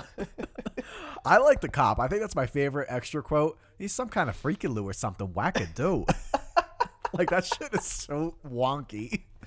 Well, we didn't highlight how great the New Yorkers are in this movie. And like you pointed out to me in text, you can look at any scene in this movie and see like an extra in the background or like a supporting character. And they are just either saying or doing like the weirdest shit. Yeah. Like It's a lot of fun. I love too in the climax of the first one, when they just start throwing trash at Green Goblin. Again, it's like the most goofy shit, but it's like, I don't know, it kind of has this like, and what works for me, especially in these first two Spider-Man movies, is like a lot of the times the very cheesy tone and the cheesy shit that happens, it adds such a charm and endearment to a lot of the scenes. And I don't think that's like something that like I can overlook when I'm rating these movies. I do give them a lot of credit. I think charm is a positive thing that can impact the score. And there's a lot to be said about the third movie, and we'll get to that. But in regards to these first two movies, I think they just do so much right on top of just being really charming, endearing movies. Like, yes, Toby is goofy. Yes, Mary Jane is written like shit. Yes, James Franco cannot act. So there are problems. I'm not saying there's not problems, but I think a lot of that, too, is just the tone that they're going for. That does make some of those elements stand out a little bit.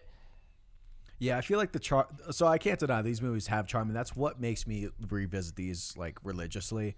Yeah. But for me, that goes more into enjoyment because like I think some charm is like critically good. I think the goofy charm, I can't weigh that in like its favor critically for me. It weighs more in like the enjoyment factor of like how much I love these. Well, I wanted to ask you a question because I thought it was a very particular question that I could ask you.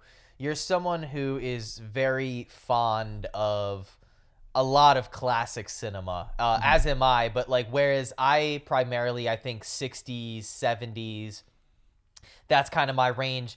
You're very big in like 30s, 40s, 50s, and even like some 20s stuff, which not to say I don't enjoy movies from those periods, but I think you're more into the older stuff than I am. Where do you give credit to a movie like something from the 50s, like say On the Waterfront, where a lot of the performances are theatrical, some of the dialogue is a little bit corny? Where do you give a movie like that credit, but I guess draw the line at a movie like Spider-Man 2? Like, they're both kind of intentional, right? Like, that was just the style of the time. You know, same with this, kind of going for that campy comic book tone. Like, to me, does not the goofiness feel purposeful, at least? I don't know. Like, I think you can find films in the 50s still that might be goofy, and it doesn't lend itself to being like in its favor of like how well it's done. Like I don't know. It's case by case. I still haven't actually seen On the Waterfront. Isn't that some shit? Oh, you got that's a good one. Have not seen that yet, but I get it because I know in the 20s it was a whole different style of acting, and which translates to a lot of people as like, oh, they look silly. It comes off so goofy. And I get you can say the same thing like, okay, isn't that what you're saying about like is the problem with like Spider-Man 2? It's not even like, I don't think they're acting like goofy on purpose. Like, I think these performances a lot of times are not good. I just don't think they're done well. I think there are some good. Like, I think Alfred Molina is good. Alfred Molina's great in this Yeah, movie. but like Toby, it's not like he's goofy, like a good goofy, where it's like, oh, that was the style at this time. No, it wasn't. I've seen so many other movies.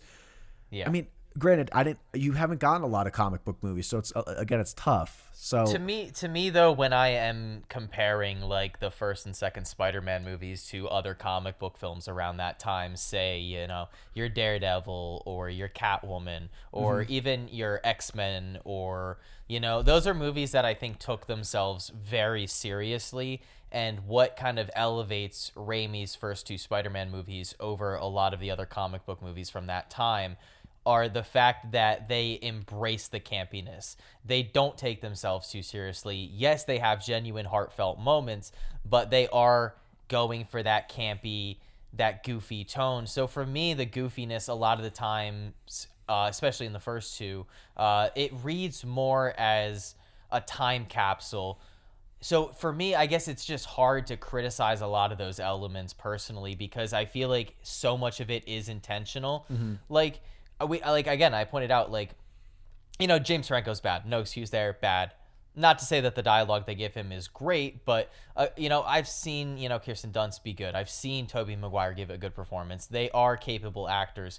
I just think in these movies they are so clearly trying to go for that cheesy, campy stuff. Like even like and that's why like as an adult I love having seen these Spider-Man movies after having now seen and rewatched Raimi's Evil Dead trilogy multiple times, because from the visual style to the tone to some of the slapstick comedy that he infuses in Spider-Man, and seeing all of that in early works like Evil Dead 1, 2 and Army of Darkness, it's really cool to see that stuff carry over. And I keep going back to even overlooking some of like the cheesier elements, again, just the presentation and just the thought put into so many of the scenes in this movie. You yourself even said, especially in the second film, like you notice even better cinematography and more impressive shots. And I think they do, kind of going into more of what makes this movie great, in my opinion, is the action sequences are even better than the first film. Oh yeah. Like I said, I think the end fight scene is my favorite. I think the train sequence with Doc Ock in this movie is genuinely, to this day, still one of the best comic book fight scenes. I'd put it top 5. I think not only has it aged extremely well, and we'll point out in all 3 of these movies there is some very spotty CGI, and for some reason I think 3 looks noticeably worse than 2, and I don't know why, because they had a way bigger budget. But in this one, even though there are some scenes, and you sent me a picture of one the other day that made me laugh, there are some scenes in this that don't look great and haven't aged particularly well from the VFX side of things, but the entire train sequence just looks absolutely magnificent to this day, in my opinion. Not sure if you agree with Oh no, that. I love the train scene. Like I think it's really really well done, and I don't even weigh bad CGI that much against the movie. Like I really don't. Even though like I will make note of it. Like even though it's kind of apparent in this one, still there's still some also like really good moments of CGI. Yeah. It doesn't like detract the movie that much for me, because I understand like I'm not gonna like just. Do you criticize modern movies for bad CGI? Yeah, like sometimes I will. Yeah. But I think because this movie does do like good CGI sometimes, like I'm not gonna crucify it if there's like just because I happen to pause it on a moment that looks like a video game. It's the same thing with Harry Potter. There's like the Quidditch scene looks very video gamey. It's not like that terrible against the movie. It's whatever. But interesting. So is there, out of curiosity, is there like hold on one second. I keep hearing something like snapping or tapping. I think I was fidgeting with something. You heard that? Every time. Was it this? Yes. Jesus Christ. Stop doing that. Yeah. Oh, that's all right. That might show up in the edit. I'll try to cut him out though. I hope I wasn't doing that when I was talking. You were. Fuck.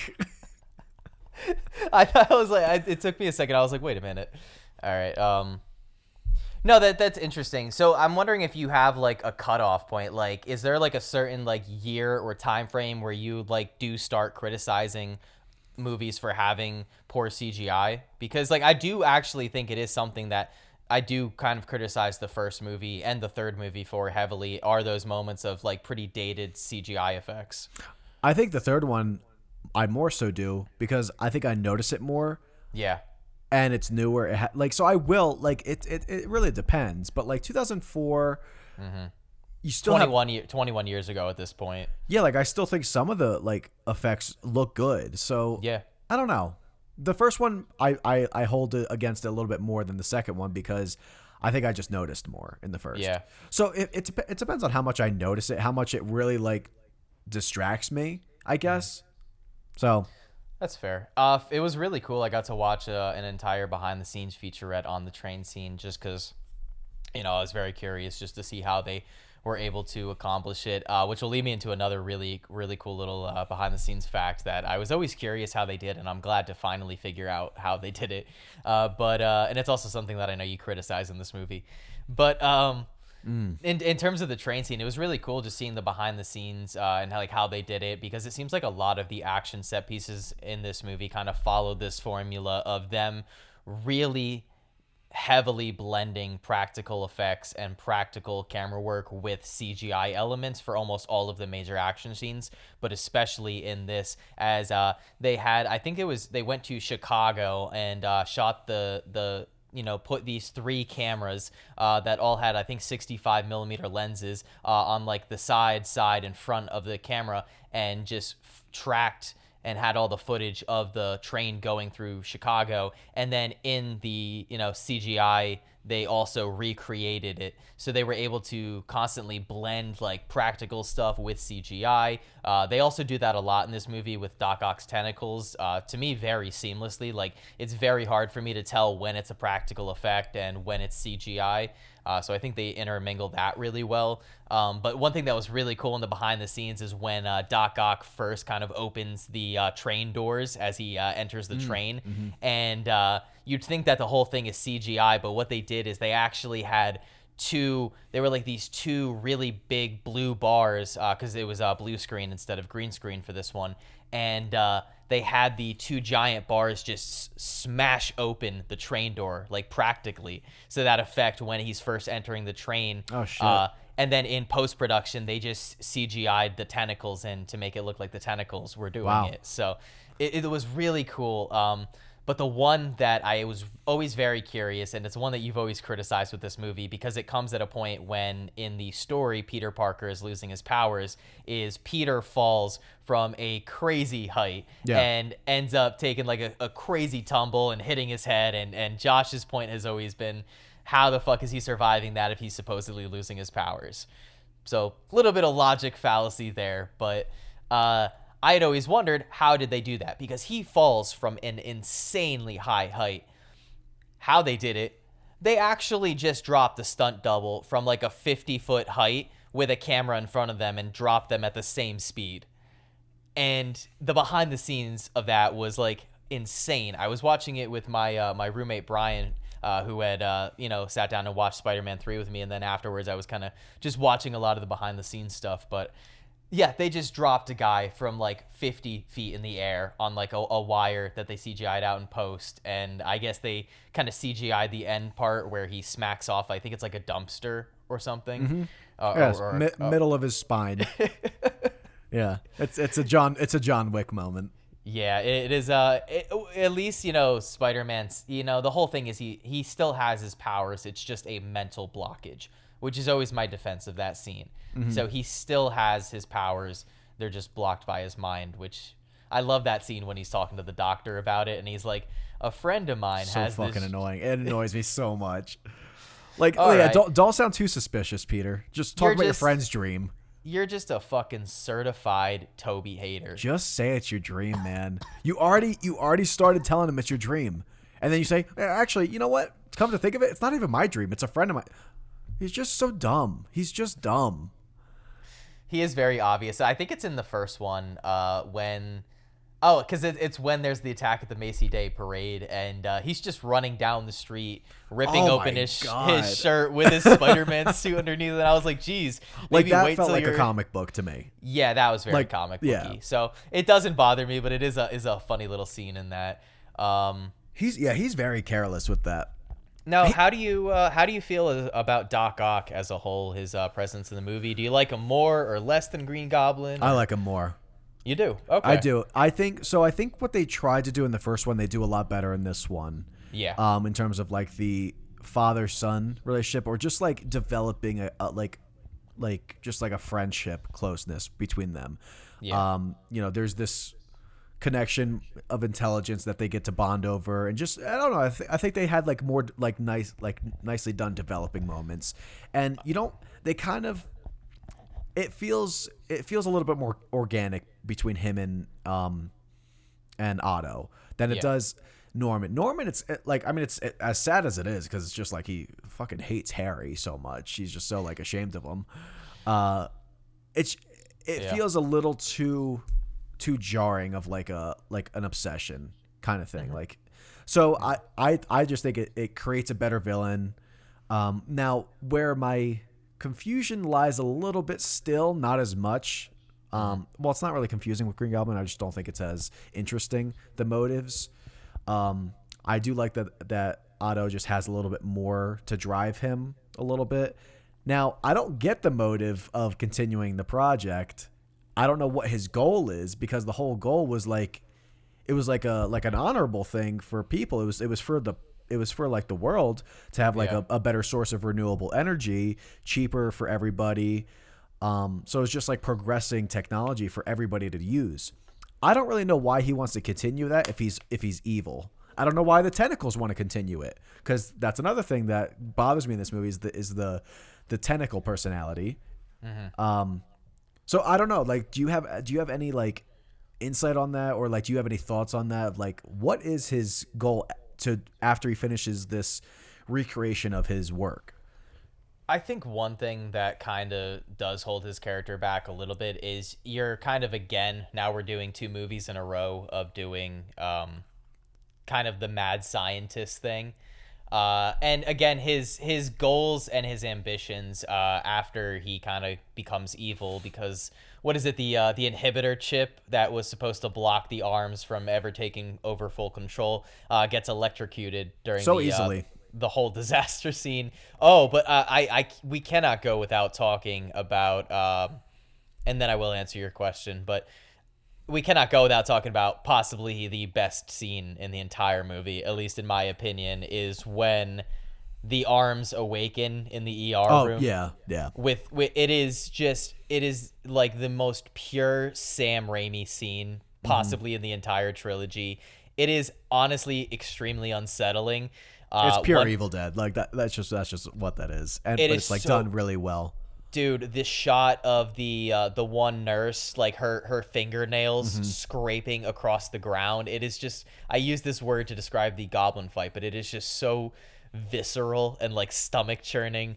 Yeah. I always find it does like an up close shot of Otto while he's still kind of unconscious and he's got the bandages over his eyes, and you just see like the arms flailing in the background and his body's kind of just moving and shaking a little bit. It's always just such a creepy little shot. Man. Yeah, I agree. And you know what? We didn't really talk about it, but we could kind of start now because it doesn't stop in this trilogy. What's Raimi's obsession with women screaming? Man's got loves it. He's got, if there's 2 things that these movies are consistent with, it's that in every movie we got to get multiple shots of screaming women, and we have to have them go to a graveyard at some point. Those are the 2 things. Don't forget the third. What's the third? MJ's nipples in every movie. Are they? Yes. Oh. Yeah. Well, that's, Sam Raimi is nothing if not consistent. Yeah, the first one, let's just get out of the way. In the alley scene, those are just popping out. They are very prominent. Yeah. Absolutely. And absolutely. No hiding that. There's no hiding them in this one either when she's chained up. She's chained up also in this one while they're out. Yeah, I'm pretty sure she does get kidnapped in all 3 movies too. So there is multiple things that happen in each of these movies. I like in this scene... Yeah. I like that you get some male screaming finally when the guy with the chainsaw. I love the chainsaw edition. Oh yeah. But I just love that you get his little scream. But it is so like, I love that he was able to get this kind of like passed by the studio to put in there, because it's a very like it's a horror scene, like it's all it is, and it doesn't really hold back. Yeah. No, and it's part of like exactly what he brings to the table is always that kind of like that edge, that style, that personality in the filmmaking. Like you just get some great stuff again in this movie. Like you had kind of said, like the cinematography improves, and I could not agree more. Like one of my favorite moments is it's towards the end of the film, in a scene that like it really pisses me off in regards to Peter, because he just spent the last like 40 minutes trying to convince MJ that he's like normal now or whatnot, and he's ready to be with her, and just to meet her at the fucking diner and be like, no, I don't love you, fuck off. But this is when you get this first off, you get this amazing zoom in shot as Peter's kind of his senses start to hone in, and he gets that spidey sense triggered as a fucking taxi gets hauled at them from outside. And then one of my favorite little moments is for both cinematography and sound design is every time you hear Otto's arms getting closer in the distance, it's just this heavy, deep, booming noise. And one thing Sam Raimi loves to do is like quick zooms. And so every time you get that booming noise, it does like a quick zoom in on Peter and MJ inside the diner. It is cinema at its finest. It is peak superhero filmmaking, if you ask me. Yeah, oh my God. The shot when the transition of him swinging in and out of Doc Ock's glasses. Are you fucking kidding me? Yeah. That's because that's not really a transition. That's just a shot. Like, it's not like transitioning into another scene. Well, I guess no, it is a transition because it's like from his perspective. So the editing. Oh my God. Yeah, that's probably like the best transition, I think, unless you can think of a better one. No, that is the one that stands out amongst the entire trilogy. It is just magnificent. In that hospital room, I love the shot. It's like a really it's not extreme close. I think it's just a close up of the doctor's face with the saw next to his face. Yeah. And he hears the sound. It's just like when you talked about different lenses used. I think I noticed it a lot more in this one where because it also happens right after that scene when when Otto flips the taxi, then he hears the sirens, and it just it has that shot of him like looking back with like the tentacle, and it's just a close up shot of like those two things in frames, like half his face and like the tentacle. It's a really nice shot, I think. But yeah. No, it like you said, it just does. I think it takes a lot of what does work about that first movie and just improves upon it. Danny Elfman brings it again with the fucking music. It's so much of it just slaps. I guarantee I wrote in my notes, I bet Josh hates this sequence, but it's the raindrops keep falling on my. I fucking love it. Oh, you do? I love it. Okay, how do you feel about the freeze frame? Hate it. Oh, I fucking hate it. I hate it. I love it. I like the song a lot, and it's a fucking funny ass scene. Hilarious. I love the hot dog eating. However, no, it's not in that scene. It's something I will talk about because you and I have talked a very little, I think, about like Toby versus Andrew and stuff like that, and things you don't like about Andrew's Spider-Man, like just character traits about him that you don't like that happens in those movies. Yeah. Really don't like a part in this movie that like completely takes me out of Peter's character. Yeah, is like, I understand you're giving up being Spider-Man. I don't think Peter ever has a moment where he completely lets go of his moral compass. So when he watches the guy get mugged, I don't believe that for a second. And it's really like, it's just an upsetting scene, I think. It kind of like really makes you mad at Peter. And he kind of like, they try to redeem him a little bit in like the following scene when he goes in. And that's a really good scene. The fire build, like the building on fire scene. I think that's a really good scene. Yeah. But dude, why would I wish that didn't happen in the movie. It like really took me out of it. It made me mad again at Peter, not even for like a goofy reason. I was just mad at like because like he does a good job of like keeping close to his word of like keeping Mary Jane out of danger with not being with the person he loves. So why does he just let that happen to Andrew Garfield has moments where he just protects people as Peter also. Yeah. Like that never happens in those movies, and it really bothered me that they had that in there. It just didn't make. It was too extreme. It was too extreme of like giving up Spider-Man. I can see that argument. Again, there have been Spider-Man comics where he does kind of go down this darker path. There are moments where he isn't the classic hero that we all know him to be. And I think to me that's what I really do like. In the first film, I think Peter is a fine enough character. I think he is, and we've used this word on this podcast before, I think he is serviceable. In the same way that I think Keanu is a serviceable actor in the John Wick movies, I think that Spidey or Peter in the first one, acceptable. But I think that Peter as a character is just so much more interesting in this second film. And yeah, you can say what you want about his relationship with Mary Jane or his relationship with Harry, and I think those elements are, again, just not not handled in the best way. But one thing that I love that this movie does is, because I don't know if I really said it, but I am a fan of how hard this movie is on Peter. I love seeing my protagonist, I love seeing a hero go through a very real struggle, and that's something that I think everybody highlights about this trilogy, is that you see Peter struggle to pay rent. You see Peter, struggle with his professional life and his personal life. He has very real problems that I think make him a very relatable character. So whereas in the first movie, it's like, yeah, he's comically bullied. Like, yeah, even the nerdy girl doesn't want him to sit next to him on the bus. In this movie, I think he's a much more realistic, relatable character. He's still a little too socially awkward. Not going to deny that. It's Tobey Maguire. It's just the Tobey effect that these movies have. But when it comes to how Peter is written, I love that they give him that struggle, because the movie spends so much time being hard on him.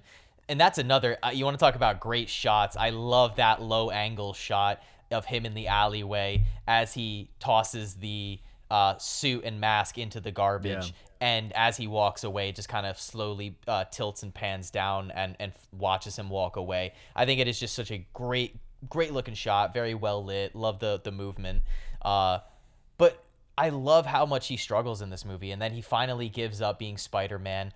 And you're right, they do loosely try to redeem him with the scene where he runs in as Peter to the burning building and saves someone, and then he finds out not long after that someone got trapped on the 4th floor. Mm-hmm. So he really goes through that kind of emotional turmoil to where he's like, he starts succeeding in life. He's doing better in life. He's doing better in school. He's doing better in his personal life. He's ready to be with MJ. He's given up Spider-Man.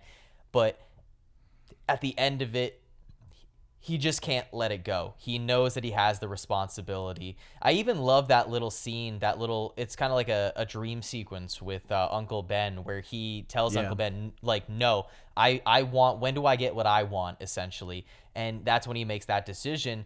But I love that little moment he has. I think the camera kind of like zooms in on Toby's face a little bit, which is not always great, but in this instance, I think it works. But it zooms in on him after him realizing, hey, maybe if I was Spider-Man, I could have gotten in there faster and I could have saved the other person that died. And it's just a very real moment that, again, because of, I'm going to compare it, but to how sanitized a lot of Marvel movies are, I don't think you really get a moment like that in a Holland Spider-Man movie. I don't think the MCU in their Spider-Man movies is willing to go that route to where they're like, oh, our hero decided not to be a hero and now people are dying. They kind of play with that a little bit in something like Spider-Man Far From Home, of him not wanting to be a hero for the time being. He just wants to be a kid. He just wants to live his life and go out with the girl that he likes. But it's not like anybody like dies in that movie, nobody really gets injured or died or severely hurt. It's very sanitized. Whereas I do like that this movie is willing to go that dark. I agree. I think that is the strongest thing Spider-Man 2 does is bring Peter through that dilemma. I think the best thing it does is his like choice of like realizing I do have a choice to like finally get what I want, and he doesn't want to be Spider-Man. I think that's like the best thing in the trilogy. Mm-hmm. Aside from the nitpick I had of him like falling and like breaking his back, that, it doesn't detract from how good I think it is to have that character study throughout the movie of him just like living his life normally. Back to my like, I guess, nitpick of the kid getting mugged. I think you get enough of that when he sees the like police driving by him and he just eats the hot dog. You do another scene like a more like scaled up scene, kind of, where it's like not so focused on someone getting mugged, where it's like that's such a like small thing that anybody could help with. It's not like you need Spider-Man for that moment. So I like if he sees something like a bank getting robbed, I'm okay if he washes his hands, just say, no, I'm done. But, the mugging scene, it was like, I don't know. Kind of puts you off a little bit. Just a little bit. I don't think that's even a nitpick. It's maybe a criticism I don't agree with because I like how it works for the character, but it's not, I think it's a fair criticism. Yeah. Like, I think I could see it being an issue, Now, and I do, now, I mean, I'm gonna go back to his journey with MJ and her, and like her story with John with getting engaged, dude. Yeah. When he has like he's so susceptible. Like, he is so influenced by this Otto. Like, all Otto has to do is say theater poetry, and he just completely takes that to such an extreme where it's like, do you know what he meant? He meant pick the right fucking moment, man. Like, that's a good thing. Yeah. Read her some poetry when you're both, like, maybe on a picnic or some shit. Not while she's, like, telling you, I don't want to be with you. And his response is, day by day, he gazed. Are you fucking kidding me? But to be fair, in the movie's credit, she does call bullshit on it and just walks away. Yeah, I like that she says don't start, as if he's done this shit before, of like reciting her random monologues.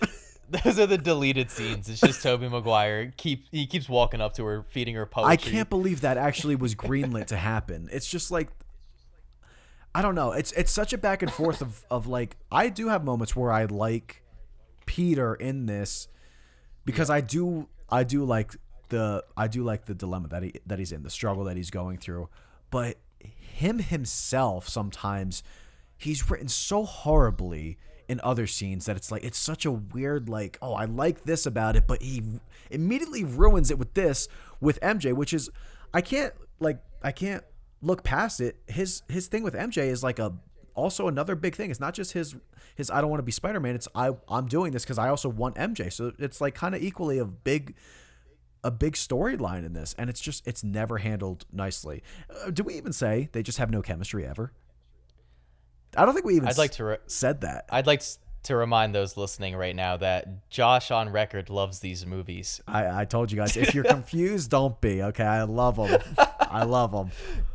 No, we did not get into that, but yes, and it's actually frustrating, and it frustrates me the most anytime that Tobey Maguire or Peter in these films interacts with a different female character, because he does somehow have more chemistry with, like, Elizabeth Banks, who plays Betty Brant, who works at the Daily Bugle. Like, when they interact with each other, it's actually kind of sweet and endearing. Yeah, I kind of like it. For some reason around her, he knows how to talk to people, but then, you get him around MJ, and all he can say is, "Oh boy, yeah." Oh, don't forget. Let's not forget, in the same poetry scene, "Punch me, I bleed." Shut the hell up. I love how close the shot is on his face when he says that, and his eyes are like watering, so he's like, "Punch me, I bleed." They really do Toby dirty in these movies a lot of the time, whether it's with the script or like the angles. I don't know. Well, we discussed the train scene a little bit and how great it was, but we didn't talk about one of the most iconic memes for this movie. That's the meanest shit I've ever seen. Dude, and well, Sam Raimi is on record for he loves torturing actors, whether it's Bruce Campbell on Evil Dead or you ever seen the behind the scenes of I think it's this one where it's the shot where they're hitting like Toby falls over to tie his shoe or something like that, or grab something, and like Sam Raimi just clocks him in the head with a book bag, like, oh, so it's great. I as goofy as it cracks me up, that doesn't bother me. No. Like, I think people have just taken the memes too far, where it's like some things they criticize, and it's like, okay, I'm not gonna like criticize a movie because of his ugly faces he makes. He's also stopping a fucking train. How would you clip that one? How would you look?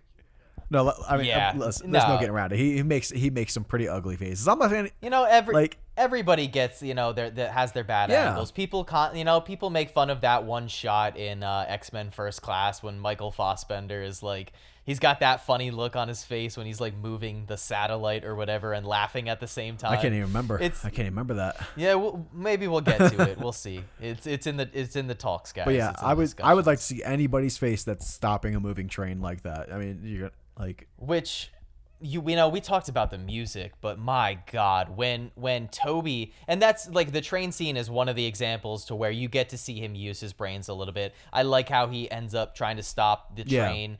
We get kind of a variation of this scene, I feel like, in Spider-Man Homecoming with the ferry. Like, it seems like a very, I do remember that. Yeah.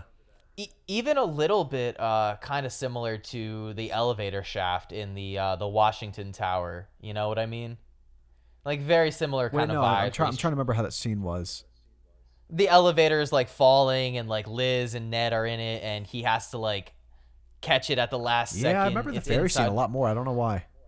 The ferry scene is better. Yeah. That's when Iron Man shows up. Yeah, I remember when that trailer was coming out and they showed that scene of him like, and I'm like, oh, okay, Yeah. you're doing some Spider-Man 2 shit right there. They got that. Yeah, exactly. He's trying to pull something together, but no, yeah, I don't know. I really, there's so much about this film that I think does work, where I think some of the character writing and some of the shittier dialogue, I think I do personally look past, just because in terms of its technical merits, it does so much right. Mm-hmm. It's got way better CGI than the first movie, and somehow better than the third film. The blend of like practical effects and CGI is done really well in a lot of the scenes. Even the kind of climax in where Doc Ock is trying to kind of do the whole tritium power of the sun in his hands thing. Again, I'm still not sure what that's all about, but it's cool. That's such a funny shot. It's a good shot. Like, I like the shot of his eyes, but I don't know why it makes me laugh when he says the power of the sun in the palm of my hand. It's funnier in hindsight now because they play it up for jokes in Spider-Man No Way Home, which I think is funny. Like the power of the sun in the palm of my hands. I love his kind of sacrifice at the end of that fight. Yeah. I think it's, because, we didn't really highlight it too much, but we did briefly mention how they do really develop Doc Ock and Peter's relationship pretty well before Doc Ock turns evil. And that includes Doc Ock having a wife who he's very clearly in love with. They somehow have way better chemistry than Peter and MJ do in this movie. But I love that whole little dinner scene where, it's just the three of them interacting, and you get Doc Ock. Like, it's so simple, but just him giving advice to Peter about women and about girls is great. And I love how they bond over science, and it's, I don't know. Doc Ock is just a really well-developed character in this movie. And it kind of makes me overlook the fact that they're kind of doing the whole mad scientist thing for a second time. Yeah. Because I think that Willem Dafoe's performance in the first film is so fun. It's so enigmatic. It's so chaotic and energetic. But Alfred Molina he really just brings it in this movie. I think Doc Ock is such a really well-handled villain.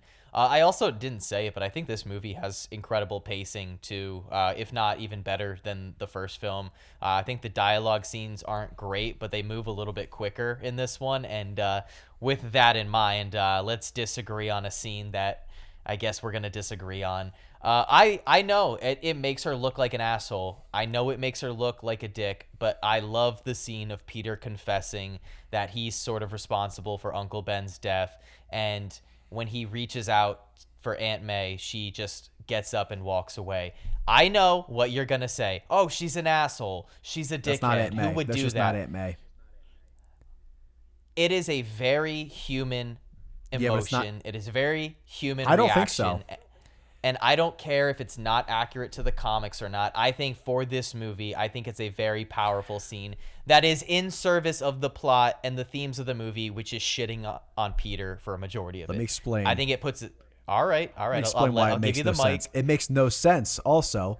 So, okay. First off, sure. All right, we agree it's not comic accurate. It's just not who Aunt May... It's not... But you know what? It's not who Aunt May has been. She has always been the person that has tried to steer him properly. I understand. She does not do that.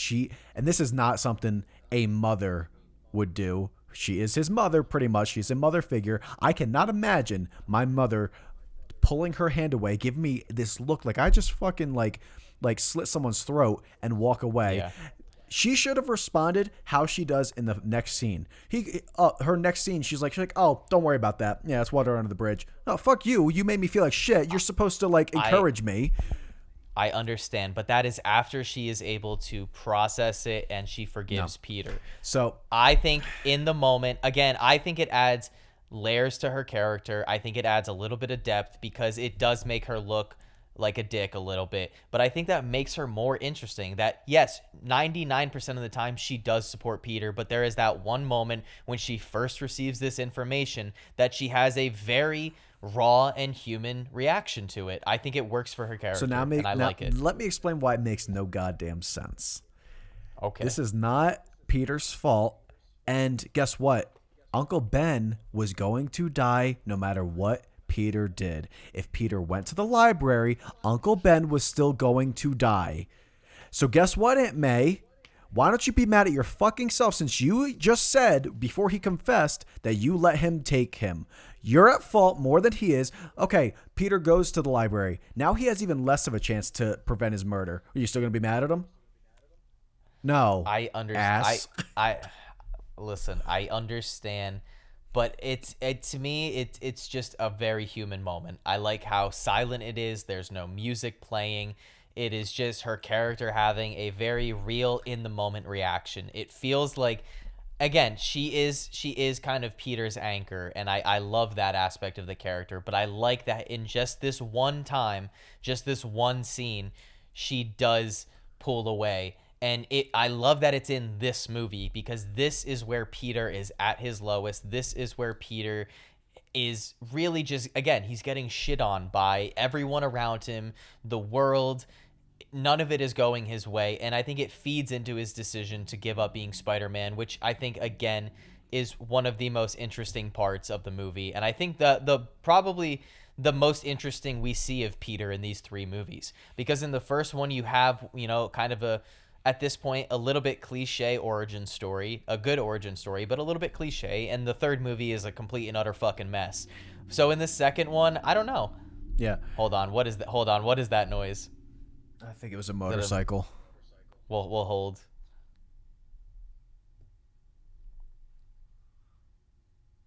All right, go. Okay, cool. Listen. That's okay. It's okay if you like it. It's a huge miss for me. It doesn't make sense for her character. If you want to have another character do that, which I still think, I can't think of many people that would really do that. I get like you're upset, but like Jesus, he just like that takes a lot. He's clearly struggling, and she's just never been that person. So like I don't know, man. I just don't know. Cause then I don't know. Yeah, it's a bad character moment for me. But I think you're right, and I think that's why I like it. It's not her character, and I think that's human. I think not always do we act how we think we should act or how we want to act. Like that's part of. But she also has no reason to. She has no reason to. I think it's just a very emotional moment. They had just visited his grave. Peter is riddled with guilt. He confesses that he lied about that day. It's not just that, I get your sentiment. Like, if he would have just gone to the library, but he wasn't going to the library. He had no intention. He lied about going to there so he could go to the wrestling thing to impress MJ and whatever with the money. I get that, but so ultimately what he's telling her, though, is I was responsible for Uncle Ben being there. If it wasn't for me needing to go do that wrestling thing to get the money to buy the car, which was a selfish thing for me to do, then Uncle Ben wouldn't have died. And I think it's a confession moment for him. Listen, again, I'm not denying that this is a legit criticism. You're not alone. I think plenty of people have an issue with that moment for her character. I just think, for me, I've always read it as just like a very, again, mature moment that feels very human and authentic. Like a lot of these movies, especially the first two, and what I do like about them is there is that kind of cheesy comic book feel. But that's not to say that you can't have some more dramatic human moments. And I think, again, it just adds more layers to her character. I think if she had always stayed as just Peter's rock and never had any moments like this, then I think as a character, she would seem a little bit more one-dimensional. And I think I like the layer that it adds to her. Yeah, I'm just not a fan of that layer. I'm not a fan of a shitty layer. Hey, a layer is a layer, And the thing is, did Peter get mad at her for letting Uncle Ben drive? No, he didn't. He just said, he didn't make her feel like shit, but she certainly does.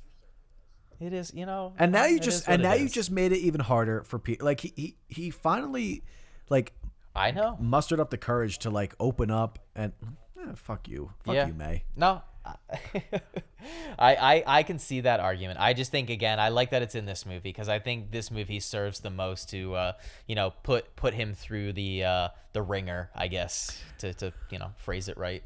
There's a side note on. I just looked at this note ahead. I have not gone through any of my notes, but I briefly skimmed it. I took less for the second one. I took the same amount, I think, maybe a little less. I lied. I took a lot. Never mind. I just saw the note that you just touched on. I just wrote Maze and ass, but I forget his name. but J. Jonah Jameson's partner, the one that really loves Spider-Man, Robbie. It's Robbie. Yeah. Not Ted Raimi, right? Who's Ted Raimi? Yeah. The dude who died, the dude from Do the Right Thing. Oh yeah, I don't know. Oh, the black guy. But him, does he know Peter Spider-Man? I love every time they show him because they heavily hint that he knows. It's like very like on the nose, but I think it's funny. He fucking loves him, but yeah. I love that shot where he's like, Spider-Man was there. I heard Spider-Man was there, and then he just like looks at him. Another little great shot that I love is it's with James Franco, unfortunately, but it's like the little overhead crane up shot when it reveals he's like got all this like Spider-Man newspaper and like memorabilia and shit. That's a nice little shot.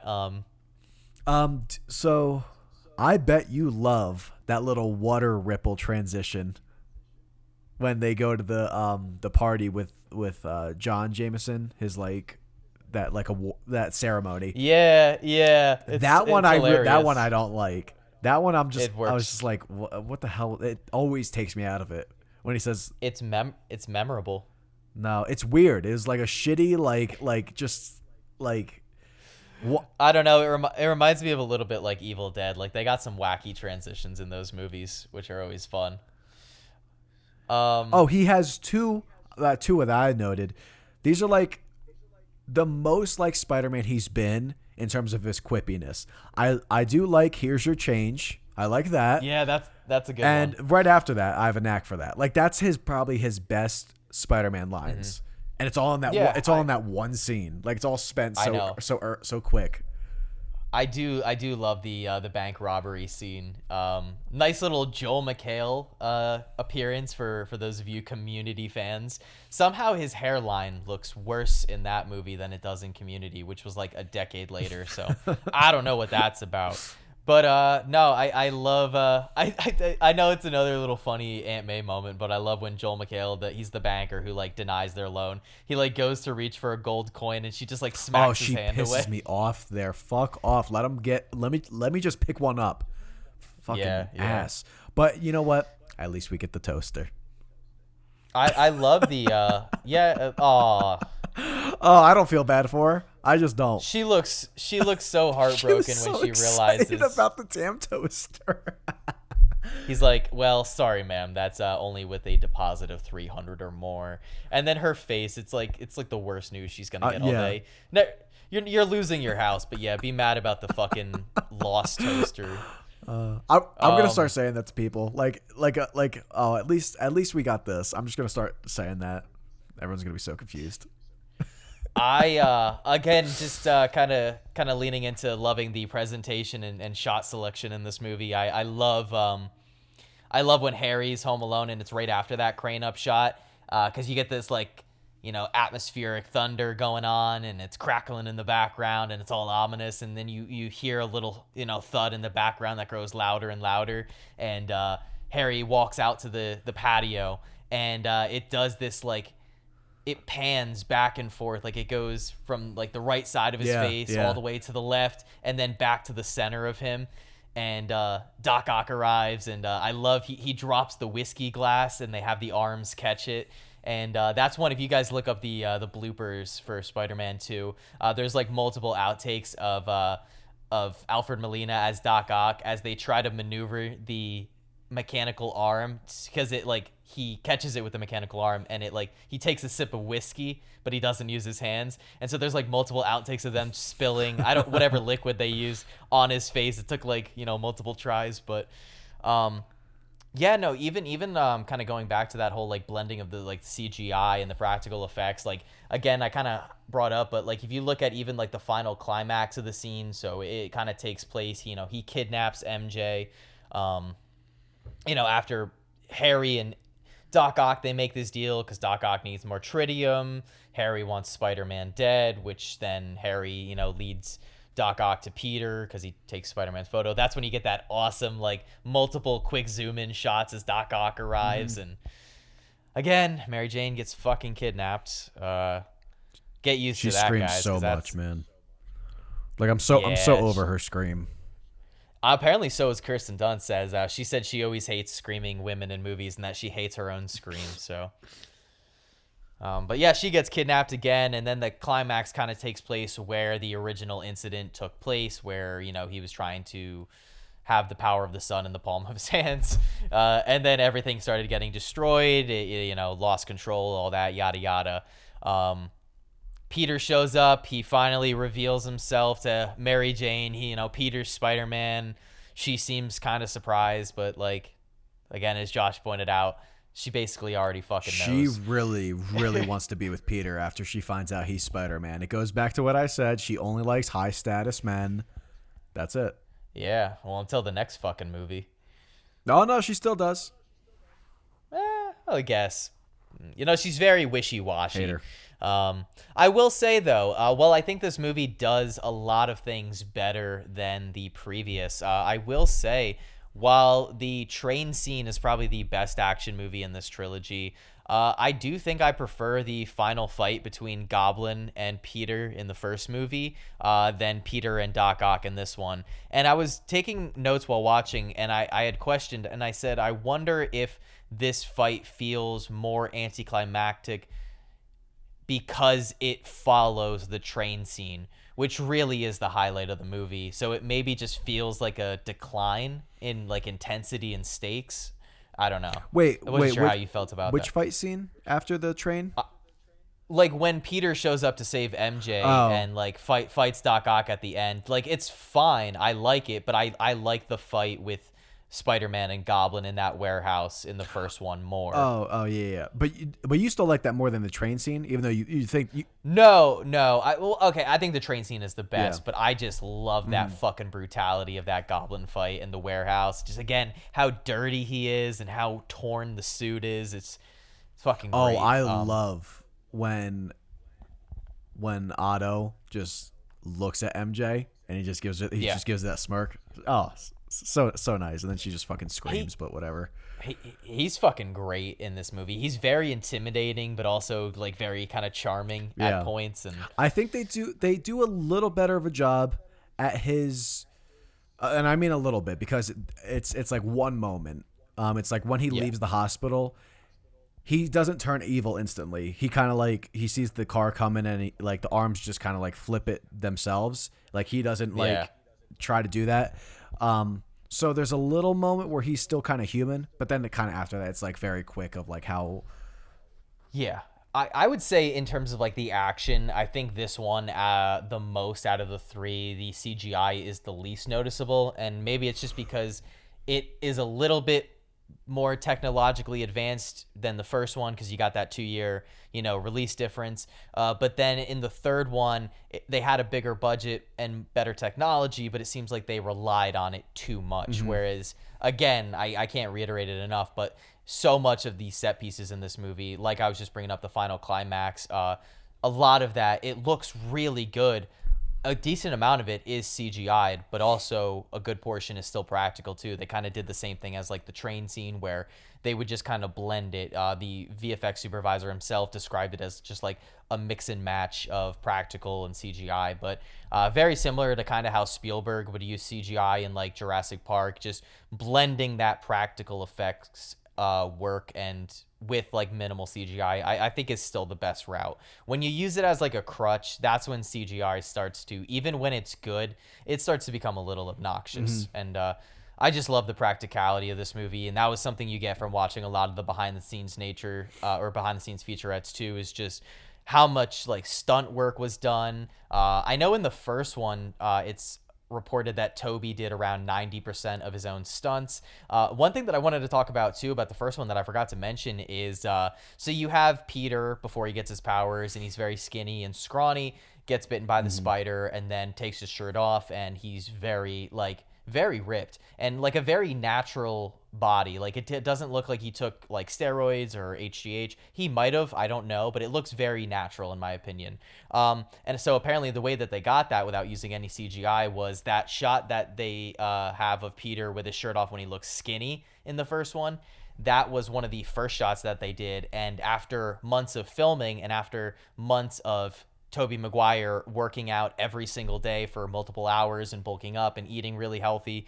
One of the final shots that they did during the shooting schedule was that shot of him that he takes his shirt off after he's been bitten, and he's like very, muscular and fit. So I just thought that was cool. Like, kind of the Robert Pattinson thing where it's just very natural. You don't have like goddamn Chris Hemsworth, like huge arms that are just ridiculously portioned. I wonder if you could watch that movie and kind of go back to like seeing how different his body looks, but it's kind of hard, like, because he, like, just his normal like attire. If you can tell, like, he's smaller.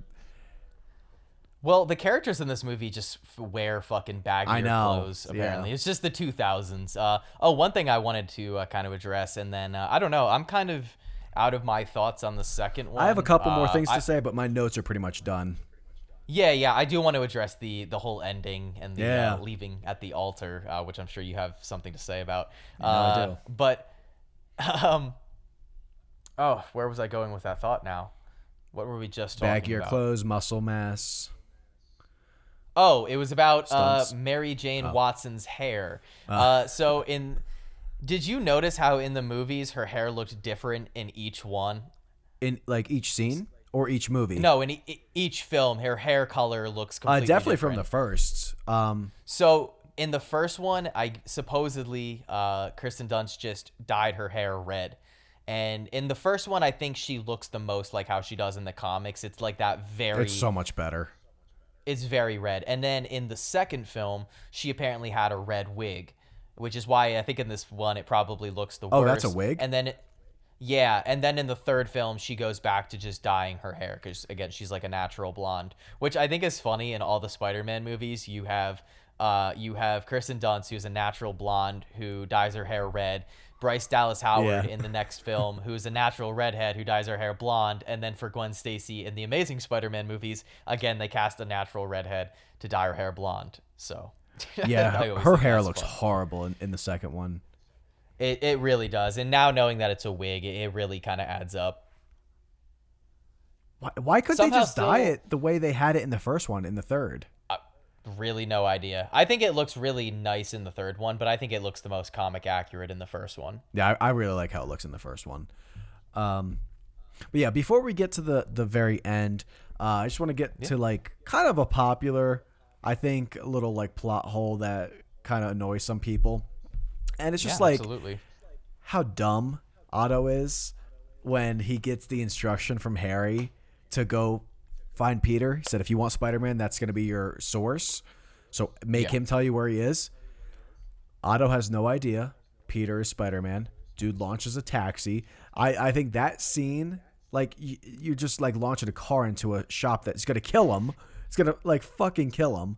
So like that was just like that felt like just a scene to kind of show that he got his powers back a little bit. Don't hurt Peter. Immediately launches a fucking car. Immediately. Honestly, I can buy into like Otto not hearing Harry say that, but the fact that even without that line, he said, Peter will tell you where Spider-Man is. He's the only one that can tell you. And he goes to kill him. So I'm just like, oh my God. Was this just to like set up showing me that he got his powers back, which is a nice, like, listen, I like the shot of his fist, like clenching. That's a good shot. That's a good one. It kind of reminds me of that meme of like Arthur. Yeah. You ever see yep. The eyeball shots. I didn't talk about the eyeball shots, and they do it in the first one too, which I love a lot. Yeah. Well, I said it in his Spider-Man costume, but when Green Goblin throws the pumpkin bomb, and you see the bomb, I think that's a really nice shot. And then it's great, Rosie, before she dies, has like the glass coming at her. Like, I think those are really nice. Oh yeah, I forgot about that one. Good pull. That's a good one. Pull. I wish she just fucking got out of the room. Just fucking leave. Yeah. Don't. I guess it's her husband. I think it works because they clearly had like a strong love for each other. But damn, there's just so many great memorable shots in this movie that just like stick out in my memory to where it's like that's what I think. Again, going back to my big issue with MCU movies is, not only do I want to remember character moments and story beats, but I want to remember visuals. I want to be able to go see a Marvel movie and 2 weeks, 3 weeks later, I want to be able to visually remember shots in the movie outside of just the action. You know, there are some great action scenes in the Spider-Man the Tom Holland ones. Like I just rewatched Far From Home recently. I love the hallway fight scene with Mysterio with the drones. I love the whole Mysterio sequence earlier on in that movie where he like plays like multiple tricks on Peter and Spider-Man. Some good visual scenes, but when it comes to just like outside of like VFX work and like actual scenes that just aren't centered around action, I really just love what Sam Raimi brings to the table. Like he really just has an eye for shooting scenes in really creative ways that just, I don't know, they stand out in my memory. Fair enough. I'm not even going to disagree. I agree. I think he is like do you not like, how do you feel like with my sentiment that the visuals in this movie do elevate it even with some of the weaker script elements? Because I don't think me and you are going to be too far off on our ratings. Of course they do. Like I think if it didn't have that, if it was shot as blandly as some of the MCU movies, my score would definitely be lower. Oh, absolutely. So like I definitely take that into account. It's just I think sometimes I get more distracted by things that pull me out of it storyline wise or plot point wise, kind of. So yeah, I don't know. That's fair. But we could talk about it. We can continue the theme of why MJ is shitty. How do you do that to someone? Leave someone at the altar. And not just fucking tell them. You've been having doubts this whole time. I don't know, man. And then now, that shot of her running in New York, smiling, laughing. I have a question for you that is it works because of the podcast and something we've already talked about. If Peter and MJ had better chemistry and were better written, would her leaving John at the altar, would that work better for you? I would be rooting for them to be together, but it's just a bad character move. You want me to like this person, and is she doing everything else that she's done before with, like, you know, cheating on people or playing with people's hearts? That's what I'm saying. If they write her a little bit better and make her a little less kind of wishy-washy with things, and even Peter to an extent, because I think about something that you had said during our Before Trilogy discussion where I was highlighting in Before Midnight that Jesse and Celine, both spoilers, guys, for the Before Trilogy, if you guys care. I know you don't because you didn't watch the episode, but no, in that discussion you had said that, or I had kind of brought up how Jesse and Celine both do pretty shitty things. They both cheat on their significant other, and Jesse cheats on the mother of his son. So that's like a pretty heavy thing, but you were saying that it's still romantic because even though they're not necessarily doing good things and it makes them bad people a little bit, it's still romantic. So I was just wondering if, like, Peter and MJ did have better chemistry, if that scene would work better for you. Because I know that is a big issue in these movies, is they just don't work on screen together. Which is crazy because they dated in that is a good question. They dated in real life. Because, like, you know what? I think the fact that you see John and that he's just a good guy, it makes it worse. We don't know if he's a good guy. We just know that he's not a bad guy. He's a good guy. Come on. How do we know? We don't see enough of him. Because we know enough. We know enough that they portray him just to be like and he's normal. That's it. We don't see enough of him. He's a good man. Did you actually? I'll talk about it more in the third one. But he was supposed to return in the third film. But it's like an Aunt May thing. It's a bad character move that it feels out of place. If they write her not doing those shitty things, they write her having really good chemistry with Peter. Yeah, I'm not gonna be as mad. Maybe not as mad. I don't know. Maybe I still would be. But yeah, it's just such a horrible thing to do. And then, like, just how happy she looks doing it. It's like it's so like, I don't know if, like, I guess we're supposed to be rooting for that to happen. Yeah, I think the implication is we're supposed to like their romance more than we do. Yeah, and it just doesn't work. Which is a consistent thing for us, apparently, that me and you don't like a lot of the romances in these more mainstream blockbusters we talk about.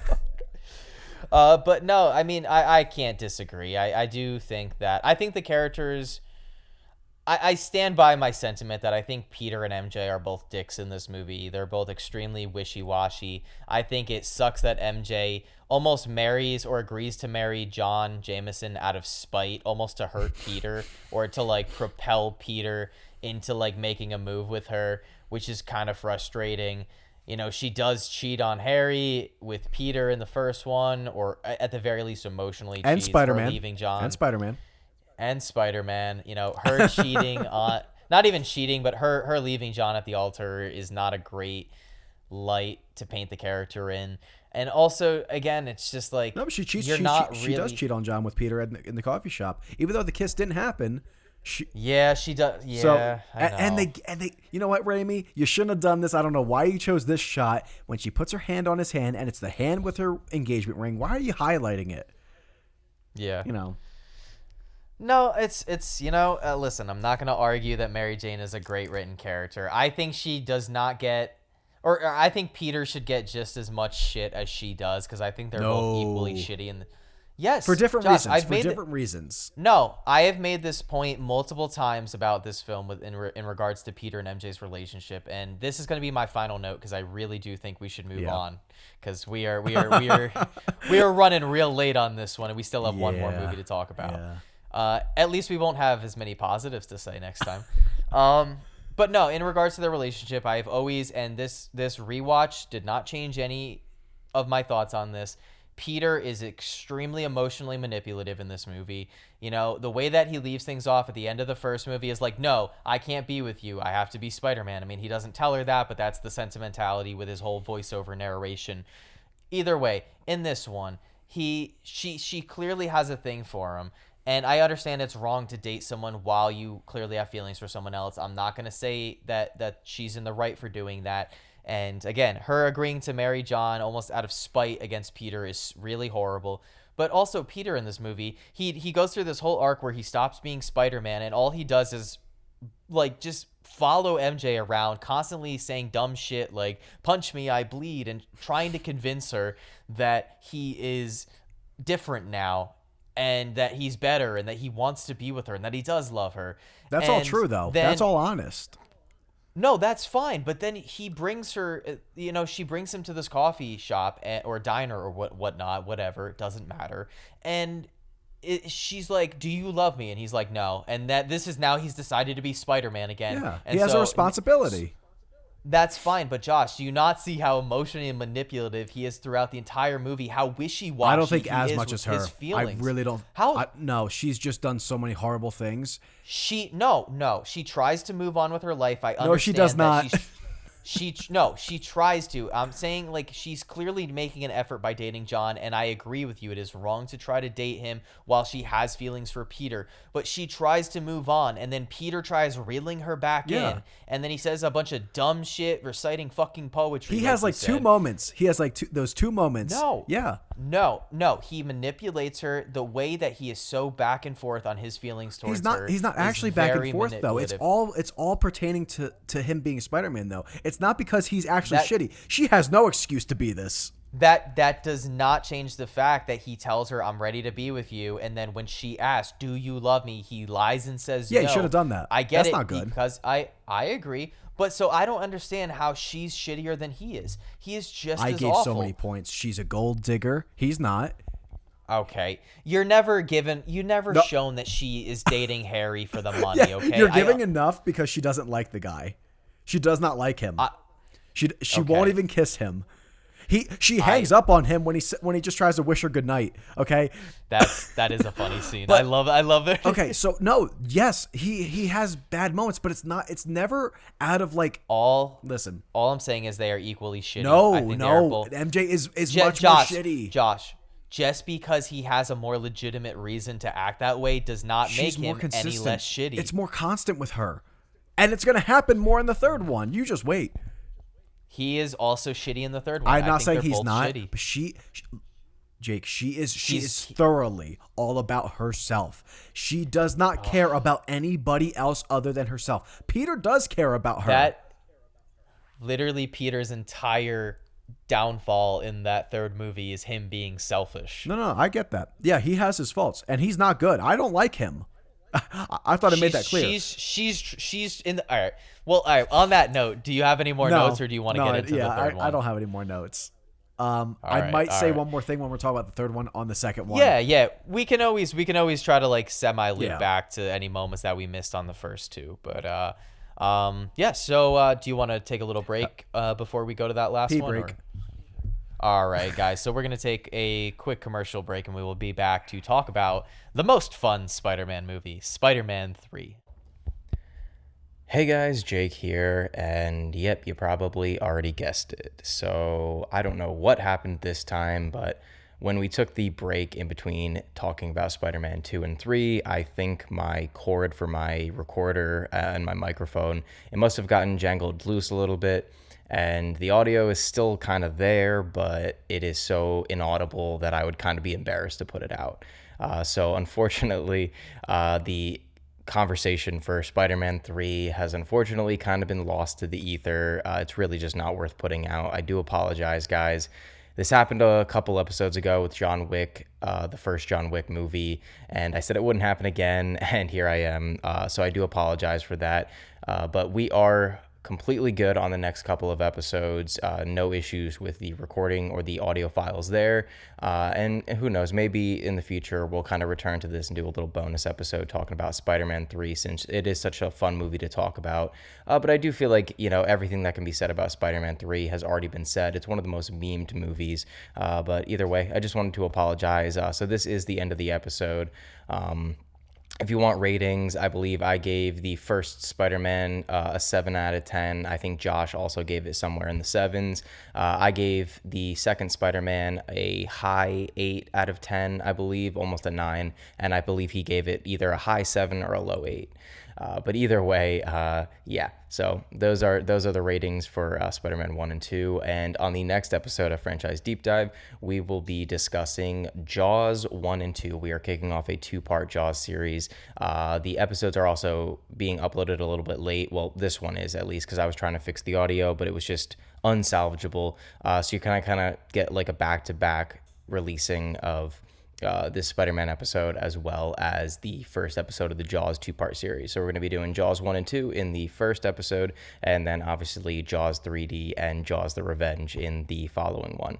So I hope you guys look forward to that. There are no audio issues there, no file issues. So those are full episodes, and hopefully we can avoid this in the future. We're trying our best. We are a no-budget podcast, so hopefully you guys can forgive us. Either way, I hope you enjoyed listening to us talk about Spider-Man 1 and 2, and we'll catch you guys on the next episode of Franchise Deep Dive.